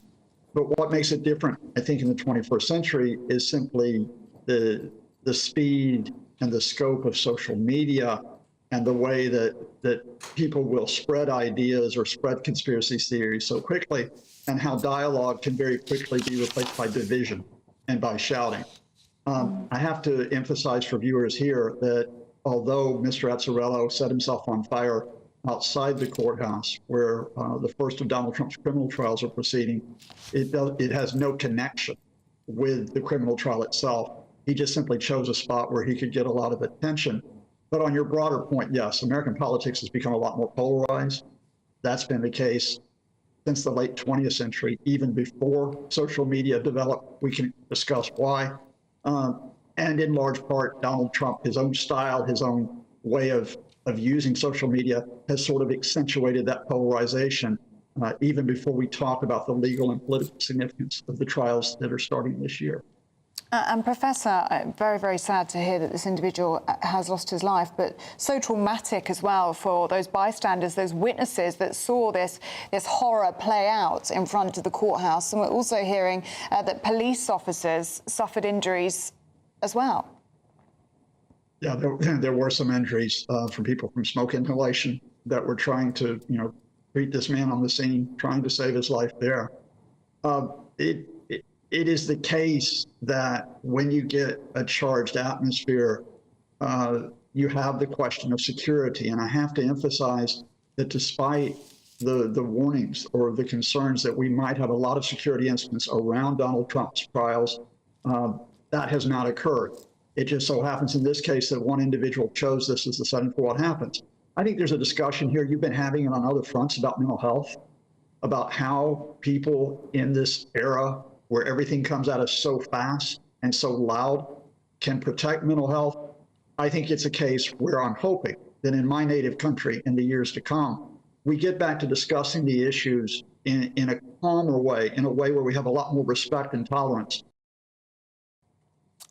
Now, back here, it's St George's Day next week. And hundreds of military and naval cadets are marching alongside members of the Royal Society of St George in honour of England's fallen servicemen and women. Well, this comes as the patriotic group celebrate their 130th anniversary. Let's head to the Cenotaph in London. Will Hollis is there for us. Morning, Will.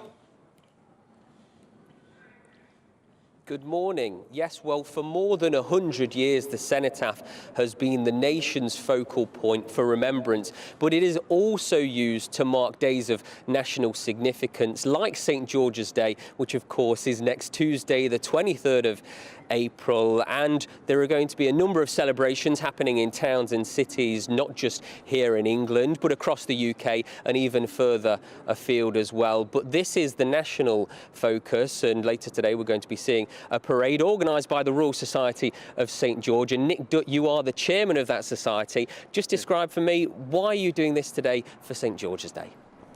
Well, I think it's a very important day to celebrate.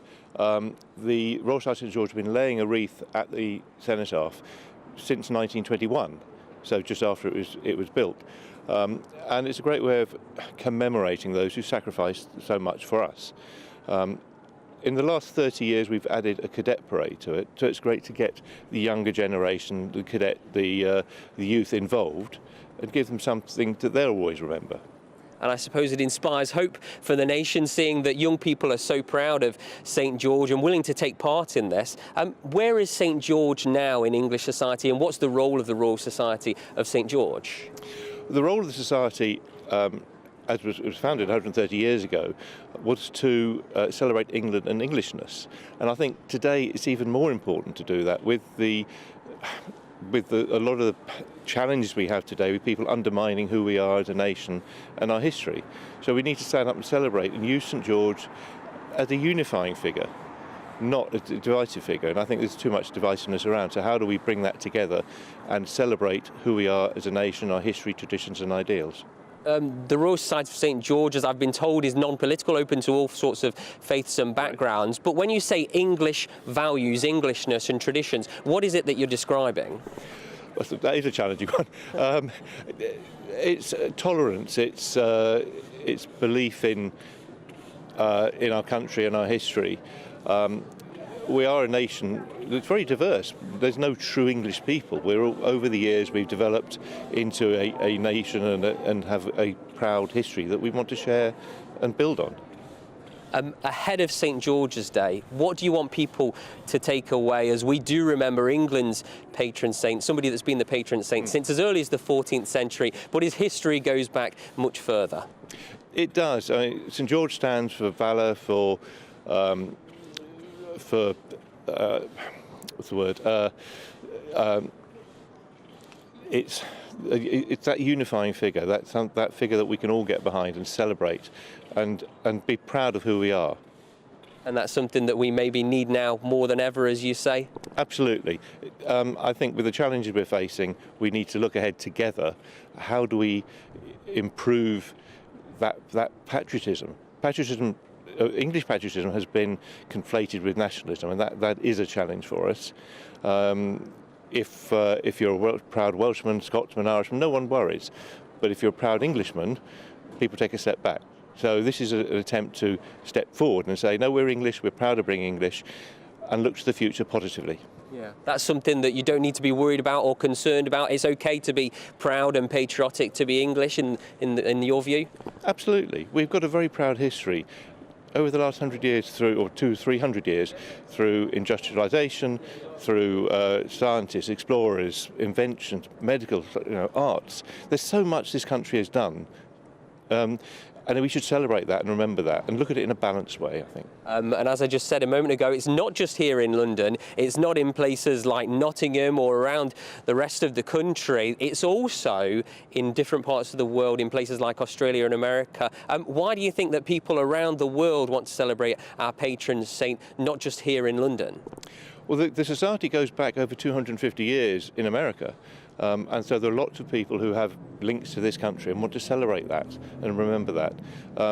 Like a lot of expats, I think you tend to be more proud of your home country when you're overseas. But I think it's important to try and remember it here. We've got a lot of branches in the UK. They're having events all around the country at the moment. Bolton branch had a big event yesterday. On Monday, the City of London branch are having a big event in Guildhall. So it is alive and well. It is struggling in some places, but it's something we want to turn around and really build on and then celebrate who we are and what we stand for. Nick Dutt, Chairman of the Royal Society of St George, thank you very much. I know you've got a very busy day. There's going to be a moment of silence as well as wreath laying in just a few hours, as well as hundreds of Army and Naval cadets passing down Whitehall at the Cenotaph later today. Brilliant stuff. Will Hollis, good to see you this morning. Thank you very much indeed. No, it looks quite nice at the Cenotaph. Yeah, it does. It's nice and sunny. Let's see what the weather's going to do for you today. Here's Annie. That warm feeling inside from Boxed Boilers, sponsors of weather on GB News. Good morning. Welcome to your latest GB News weather update.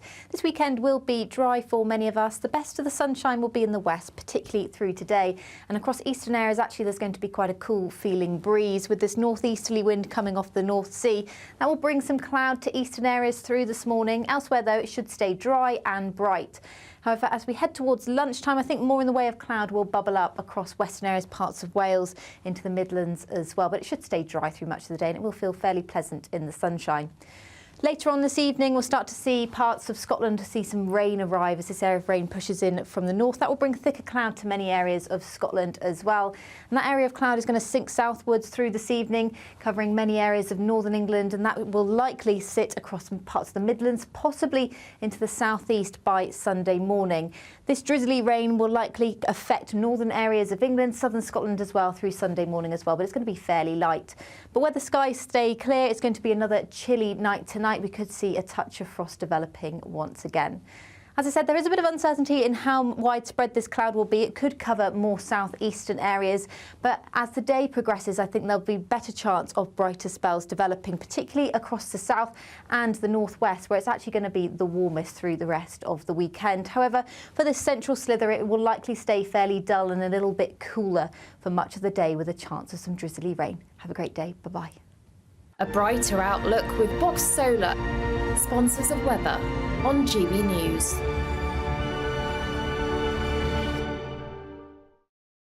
Now, there's still plenty of time to grab your chance to win a Greek cruise, travel goodies and £10,000 in tax-free cash. Here's all the details you need.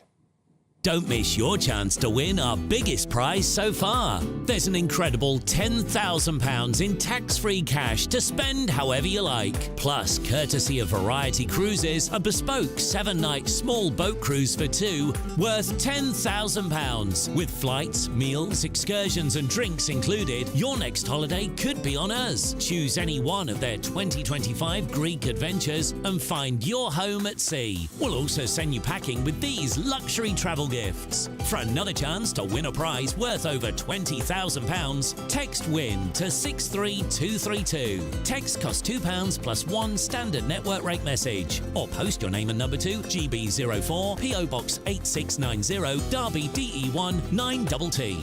UK only. Entrance must be 18 or over. Lines close at 5 p.m. on the 26th of April. Full terms and privacy notice at gbnews.com/win. Please check the closing time if listening or watching on demand. Good luck. Yes, good luck indeed. We're very jealous, aren't we? We are. We'd like to go away next year. Still to come, do stay with us. All of the sporting news with Aidan. That's next.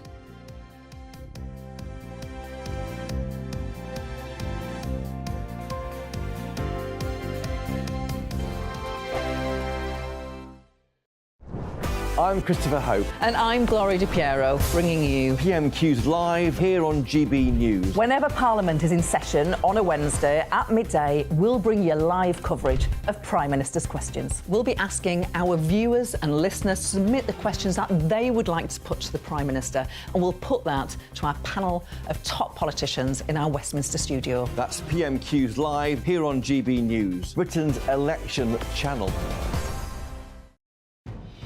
Good afternoon, Britain. Weekdays from midday. Children's stories like Peter Pan and Alice in Wonderland now come with a trigger warning at universities, alerting readers to possible themes of white supremacy. Yes, these warnings are being applied to colonial narratives, that's the claim, commonly found in adventure stories and famous novels from the Victorian era. Well, joining us now is the actor Charlie Lawson. And Charlie, these warnings have been applied to Peter Pan and Alice in Wonderland. What's this university getting at? Well, look, first of all, this is nothing new.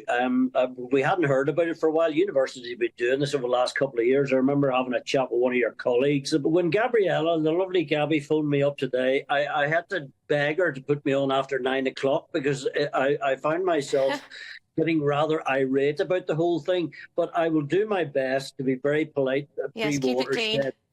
Yes, look, which is quite difficult for me, as you'll appreciate, over this subject. Look, this is universities just jumping on the same trying to be relevant bandwagon. Is it any wonder that we look at the quality of graduates from university, and in my humble opinion, some of them are slightly disappointing. But I did phone a couple of people I knew who had sons and daughters at various leading universities, and they had been speaking this morning, and thank the Lord, they think it's a complete load of bloody nonsense, as I do. Give the C.S. Lewis Centre a ring in East Belfast, because that's where your man came from, and I think you'll find you'll get short shrift, because we're not all about that in East Belfast. We don't censor anything. Your weekend starts here with Friday Night Live with me, Mark Dolan, 8 till 9 on GB News. Big stories, big guests and big laughs as we get you ready for a cracking weekend. That's Friday Night Live with Mark Dolan, Fridays 8 till 9 on GB News. Bring your own drinks, the admission's free. I'm Andrew Pearce. This is GB News, the People's Channel, Britain's news channel.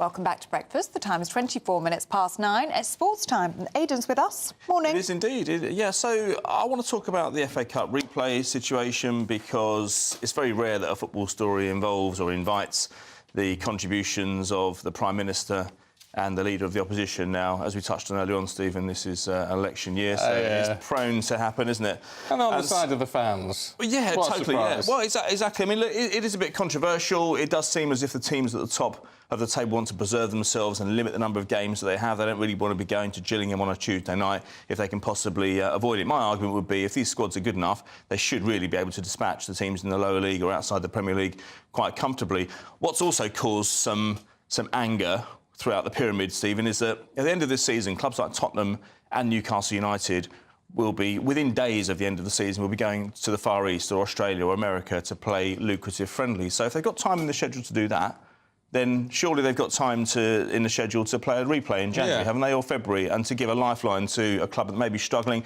I think the example was Hartlepool United. They were £5 million in debt a couple of years ago. An FA Cup replay against one of the big boys really did wipe that out. So it does make a difference. You know, you saw when Barrow got to the got a plum tie against Aston Villa a few years ago, what it did for the town. Yeah. They spoke out this morning, or yesterday rather, and said it was they were outraged by what was going on, and it is having an effect down the pyramid. It's you know, I find it a little bit unedifying. I think it's about greed for the top clubs. The Sheffield United manager yesterday, Chris Wilder, said the big boys just don't want to play these FA Cup replays. They're the ones bringing the money into the game, and so their decision holds sway. Yeah. What are the big clubs saying about it, though? Well, the big clubs have not. Well, they're speaking. They're hiding behind the Premier League right now. So the Premier League came out with a statement yesterday saying that this is a tripartite agreement. So it involved the EFL, the FA, and the Premier League. The EFL then responded by saying, "Hang on a minute, we weren't involved in this. Where were we in these discussions?" So there's a row taking place between the three major governing bodies of domestic football. And so that's what invited the involvement of the Prime Minister and the Leader of the Opposition. And there's somebody I want to bring in on this, actually, specifically, and that's the former Chelsea defender, Gary Chivers, because, Gary, the FA Cup replays have caused a great deal of consternation this week. In terms of your perspective as a former player, is it time they left the schedule? Do you think they had their day? I don't think so. I think it's, you know, everyone loves the FA Cup. Everyone loves playing in it. And for these little clubs, what you call the little clubs, sometimes they do well against the big clubs. They knock the big clubs out. But also, it's all about the replay. If they get a replay, it's so much extra revenue that keeps clubs surviving, really. Gary, I remember you taking part for Brighton in 1991 in an FA Cup replay against Liverpool. I think it was round 5 back then. I mean, that was an era when Brighton were really struggling. It's not the Brighton of today that we know. That was a lifeline to the club financially, wasn't it? It kept the club going. And I think we was 2-0 down. We got back to 2-2. And we could have won it with Mike Small in the last 5 minutes. But the replay, I think the revenue from the 45,000 or 40,000 that was Anfield, and going back to the old Goldston, it really kept the club going for the next 5 or 6 months. You know, it paid wages.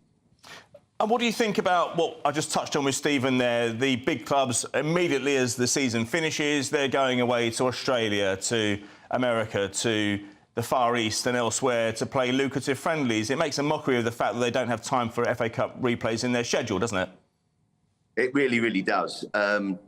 you got to look at the whole situation, and the clubs that are saying, like, yeah, we want replays are the smaller clubs, and it like I said before, it just keeps the whole thing ticking over. They've got money coming in, they know they're playing against a big club, but for the team like Brighton at that time, I think we played Man United in the League Cup as well, so it was the revenue for the club for a whole year.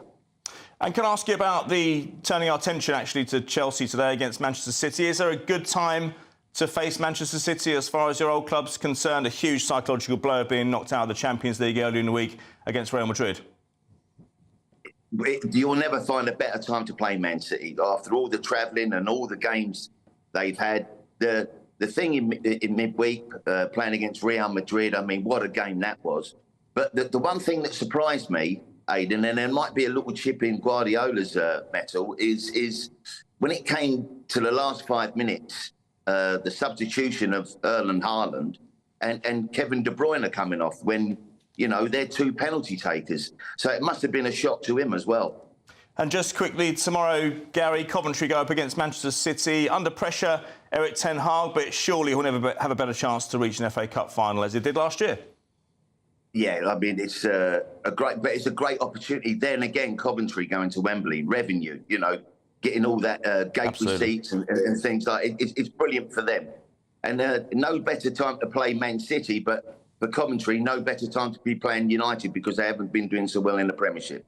Listen, Gary, thanks very much indeed for joining us on GB News this morning. It's great to hear your insight about the FA Cup.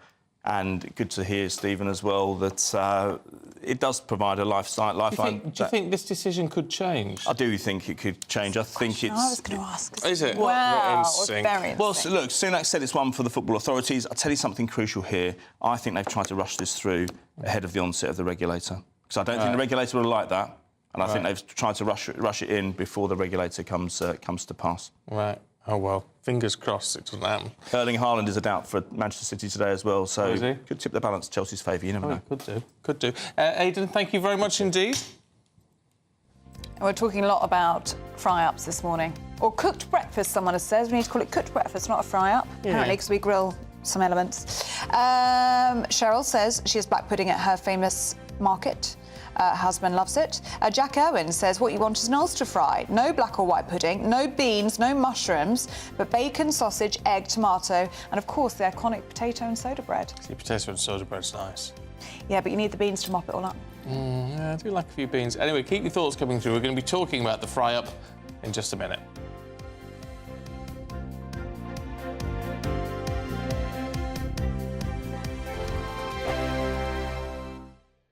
This is GB News, Britain's news channel. The perception of a crime being committed is not based on whether that person intended to commit a crime or not, but whether the victim, in inverted commas, or anybody else for that matter who happened to hear whatever was said, determines that it was motivated by malice or ill will. Most of these things come out in heated exchanges or in, very casual exchanges. And then somebody says, oh, I'm offended or I'm hurt or I'm whatever because this was clearly malicious and it's against me as a black person or a transgender or sexuality, whatever it might be. And somebody says, I perceive this to be motivated by hate. Now, at that point, what is the reasonable test that anybody could apply as to what was in somebody's mind at the time? You don't know what I'm thinking now. I don't know what you're thinking now. Why is it that a crime can be committed on the basis of what somebody is alleged to be thinking? Well, that's also how discrimination often works, because people have worked out these days that saying something or sending an email like one I received some years ago that said, let's go round her place with pickaxe handles and balaclavas and see what we can do. Now, that's an email that was sent about me. People have worked out that you don't do that. But from the circumstance of what happens, if racial taunts were being shouted, if taunts about someone's protected characteristic were being shouted in the run-up to what then happened, it would be pretty obvious that that was a hate crime. But we know, for example, that street preachers have been arrested merely for quoting the Bible, and without actually intending anything beyond that. 2024, a battleground year. The year the nation decides. As the parties gear up their campaigns for the next general election. Who will be left standing when the British people make one of the biggest decisions of their lives? Who will rise? And who will fall? Let's find out together. For every moment, the highs, the lows, the twists and turns. We'll be with you for every step of this journey. In 2024, GB News is Britain's election channel. Every Saturday, 10 till 12, we'll bring you all of the news that you need to know. We'll also remind you that there is so much to smile about. It's my favourite time of the week. I get to relax, enjoy some light-hearted stories, and let Ellie teach me about fashion too. That's Saturday Morning Live, every Saturday, 10 till 12. Only on GB News, Britain's news channel.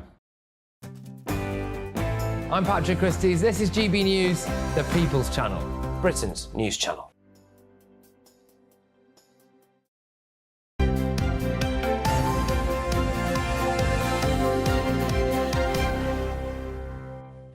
We were talking about food a lot this morning. Yeah, it's our favourite topic. Yeah, well, actually, and I've just found this in the Star. Oh, go on. If you're of an age, apparently the food of the 70s is coming back. Vol-au-vent? Vol-au-vents, quiche, trifle, prawn cocktail.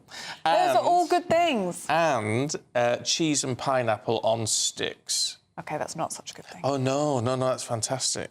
No, you can't. No, pineapple shouldn't be with anything savoury. No, it works really well. It works really well. But cheese, I haven't had a vol-au-vent in years. See, where I've got Irish family, that it never went out of style. Oh, didn't it? And if you are Irish and you can relate to this, at every Irish wedding, there's vol-au-vent. It's never gone out of style there. But here, it would be great to see more of them on the menu. I like a chicken one. Oh, right, wait, it was not good for me. Oh, but sorry, cheese and pineapple on sticks. And very trifle, nice. I've got a lot of time for. Trifle. But apparently, now, I was in Cromer in Norfolk this week. Alison Gross, who lives there, I don't know how you've got yourself quoted in the papers, but there you go. She put on a 70s dinner party. Most people who came had never tried fondue or trifle. How could you never have tried trifle? Yeah. That's weird. Trifle's one of the best things that God ever invented. Would you still have trifle quite regularly? Oh, yeah, well, 3 or 4 times a year. Yeah. I mean, not, you know. My mum makes good trifle. Does she put She still fruit makes in them it? very often, yeah. She does it. Well, she does the chocolate version and she also does the traditional sherry. I found the sherry a bit intense myself. But does she put fruit in the jelly? Mum, let me know. She'll be watching. Because she shouldn't. Fruit trifle can't be doing with... Well, so no fruit in there? No. Sherry? Mum, let me know. She'll be texting now. I'll let you know. Come on, Jean. Joan. This always happens. You're always naming her wrong. I get it wrong every time. I try and think what sounds best, and I always make the mistake. Yes, it sounds nice and northern, doesn't it, Jean? Jean is probably what it is. Yeah. Anyway, do keep those views coming in. Let us know your trifle recipes. gbnews.com/you're saying. Fruit or no fruit, that's the big thing. Oh, sherry or no sherry? I actually prefer no sherry in the trifle. Yeah, but no fruit. No it's a bit tart with the sherry. Anyway, Should we talk about breakfast? Puddings to breakfast, Very good, yes. Whilst it's been the breakfast of choice for years, fry-ups may be falling out of fashion, reportedly. Ridiculous. 25% of 18 to 34-year-olds, well... Oh, actually, you fall into that, don't you?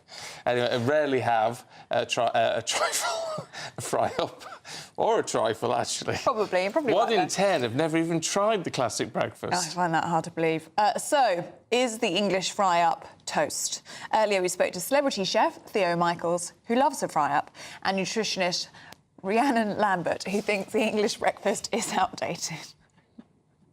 There's another generation coming through of people that perhaps want a less traditional take on it. So they still love their fried eggs. They still perhaps love the traditional baked beans on the plate, some nice toast, or my grandparents actually used to have fried bread, like fried toast in the morning as well. But nowadays, people are more about their halloumi in the morning or their avocado. Oh, come on, Rhiannon. Come on. You'll be saying avocado on toast next. I mean, it's nonsense. Well, I think avocado is a bit expensive for most people, to be honest, at the moment, and it is imported. But I do think there's different ways of mixing up your breakfast in the morning. I know with my kids... Theo, come on, I can see you're very frustrated by this. I am. It's sacrilegious. I mean, I think the Great British Fry-Up, right? This is woven. This is a thread of our culture. It's something we've grown up with, and I love nothing more than a greasy spoon fry-up. And I want eggs, bacon, beans, bubbles, squeak, black pudding, the whole works. I don't want it. I don't want fat-free. I don't want skimmed milk. I don't want avocado. I want a full works fry-up. And I'm devastated that, what was it, 10% of that age group have never had a fry-up. They don't know what they're missing. They don't. My heart bleeds for them. I implore you, go out today to your local cafe, order the biggest fry-up, and it'll change your life. I mean, the point is, Rhiannon, I mean, it wouldn't be good for us if you were doing it 7 days a week, but if you do it every now and then, there's nothing wrong with that, is there? No, exactly. It's totally fine. You know, I've got people that love a fry-up. My husband loves a fry-up. You know, you've got to embrace what you like. There's research that if you don't allow yourself enjoyed things, you're more likely to overeat on them anyway. So it's all about moderation, isn't it? And I know that's such a boring word to people, but I'm not anti-fry-up and I'm not pro-fry-up. I'm just whatever you want to do, enjoy your life, but make sure you've got a good balance of the items that are great. So, Rhiannon, sorry to interrupt. Can I just clarify that? You're saying do not eat a fry-up every single morning? Yeah, no, absolutely. Probably not the best breakfast to start the day for your heart health. But to be honest, your health is your decision. I feel like next thing you know, you're going to be saying don't include the Bloody Mary either.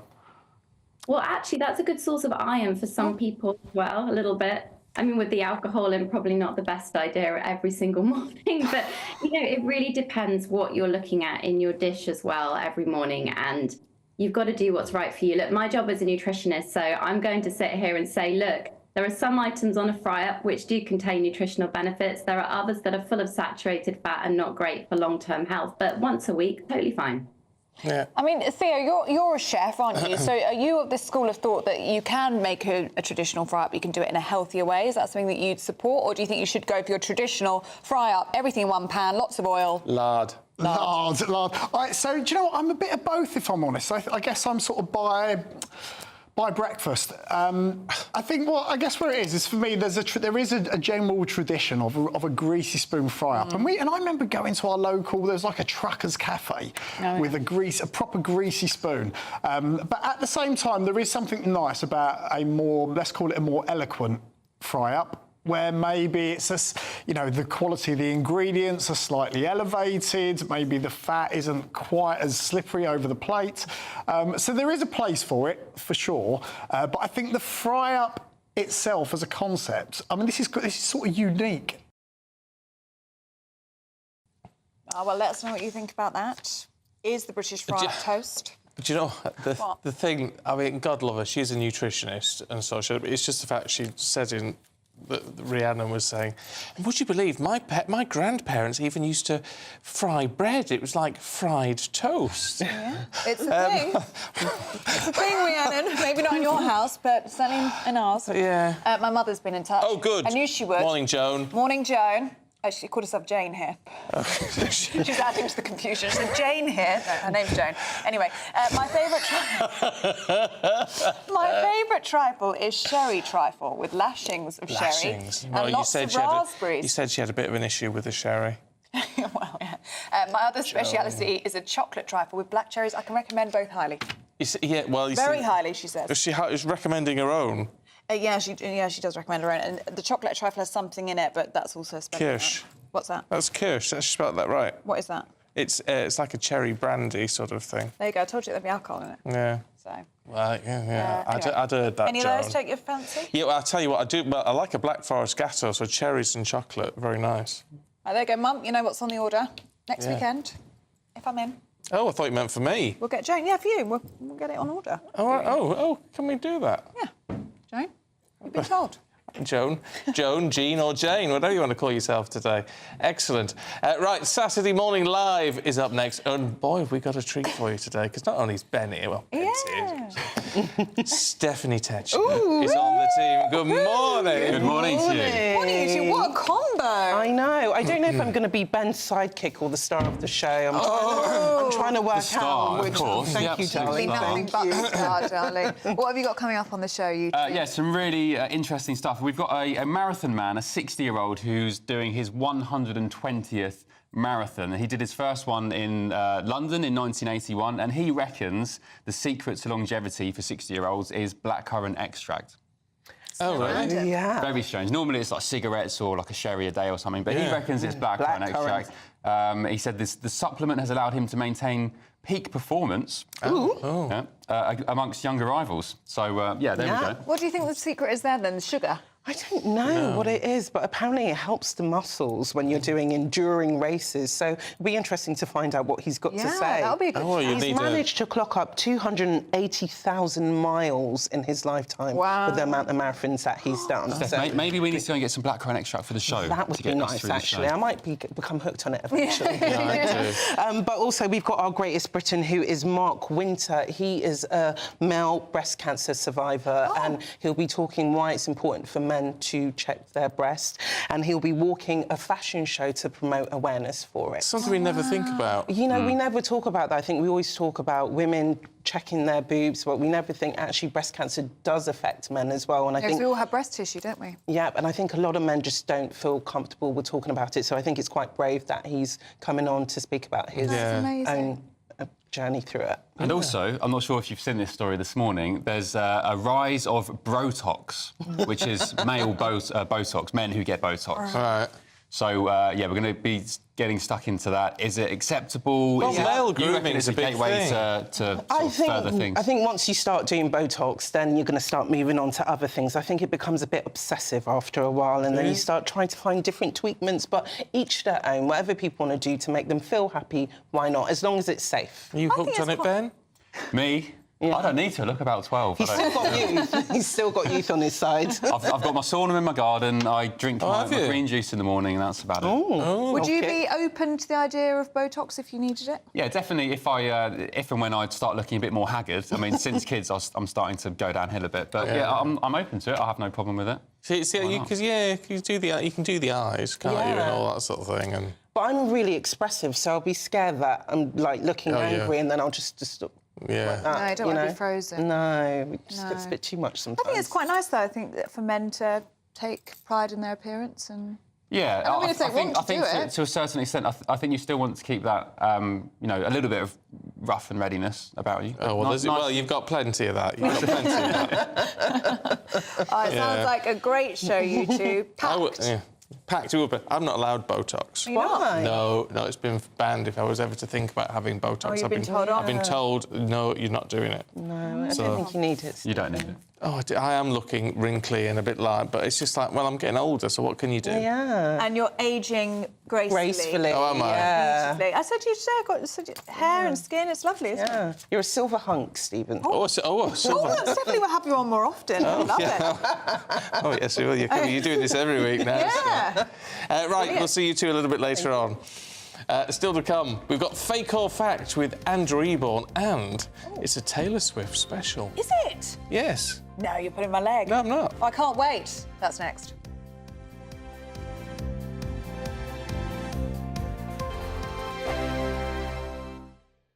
We're GB News, and we come from a proud tradition of British journalism. That's why I'm so excited to be here. It's something so new. The first news channel to be launched in Britain in over 30 years. Launched to represent the views of the British people. To go where other broadcasters refuse to go. How did you find out about the story in the first place? Launched with one aim. To be the fearless champion of Britain. It's an absolutely fantastic atmosphere here. This is GB News. The People's Channel. GB News, Britain's news channel. GB News is the home of free speech. We were created to champion it, and we deliver it day in, day out. Free speech allows us all to explore and debate openly the issues most important to us, our families, and of course, the British people. Having challenging conversations to enlighten each other. Which is why we hear all sides of the argument. We are the People's Channel. We will always stand by the freedom to express yourself. On TV, radio, and online. This is GB News, Britain's news channel. Britain's newsroom. Weekday mornings from 9:30. It's a remarkable story, isn't it? Amazing. Extraordinary. And also, she was unflappable. apparently, the Princess Royal. She's just brilliant. refused to get out of the car and said, I'm not going anywhere. Extraordinary. Well, Jim Beaton was awarded the George Cross for protecting the princess, and delighted to say joins us now, along with the former head of royalty protection, Di Davis.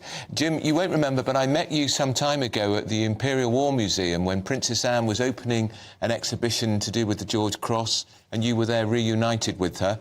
And you told me then what great admiration you had for the princess, cool under fire, but you didn't do so badly yourself.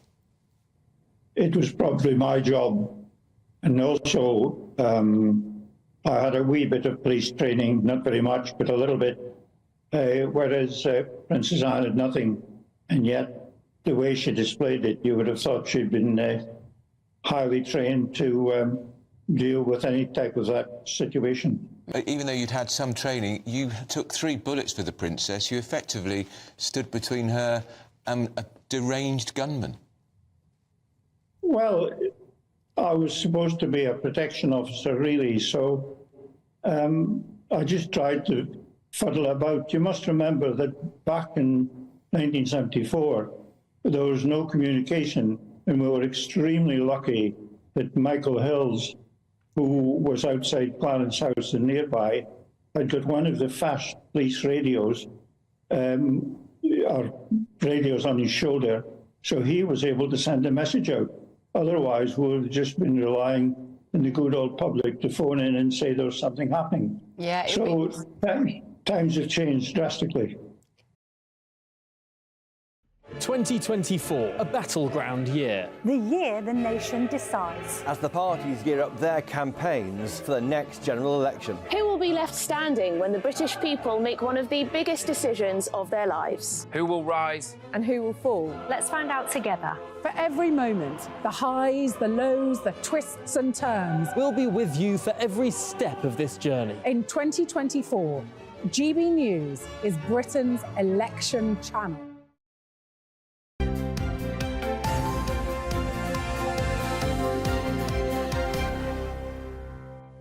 All right, time for Fake or Fact with Andrew Eborn, our favourite futurist who's here. And we're going all Taylor Swift. I love it. And I'll tell you why. It's because the new album was out yesterday. It's done 200 million streams on Spotify. Can you believe that? Already? In 24 hours, which has broken all sorts of records. And Swiftie, she's got her Eras tour coming, which is $1 billion tour. She's going out with her famous footballer, the American football stuff. So she's in the news all the time. Now, Ellie's told me that she's really chomping at this one because she's a bit of a Swiftie. Yeah. So off we go then. We've got the graphics. The first thing then, Mother Andrea played Def Leppard non-stop when she was pregnant with Taylor Swift. Def Leppard. Oh, I like Def Leppard from I know Sheffield. you do. I know you do. I thought I'd give you a go. Yeah, I think that's I'm fact. going to say fact. Are you both saying fact? Oh, yes. OK, I'm going to give you both a point. It is good, and there they are. And, in fact, they performed together, and this is a picture of them, and do you know what they sang for an extra bonus point?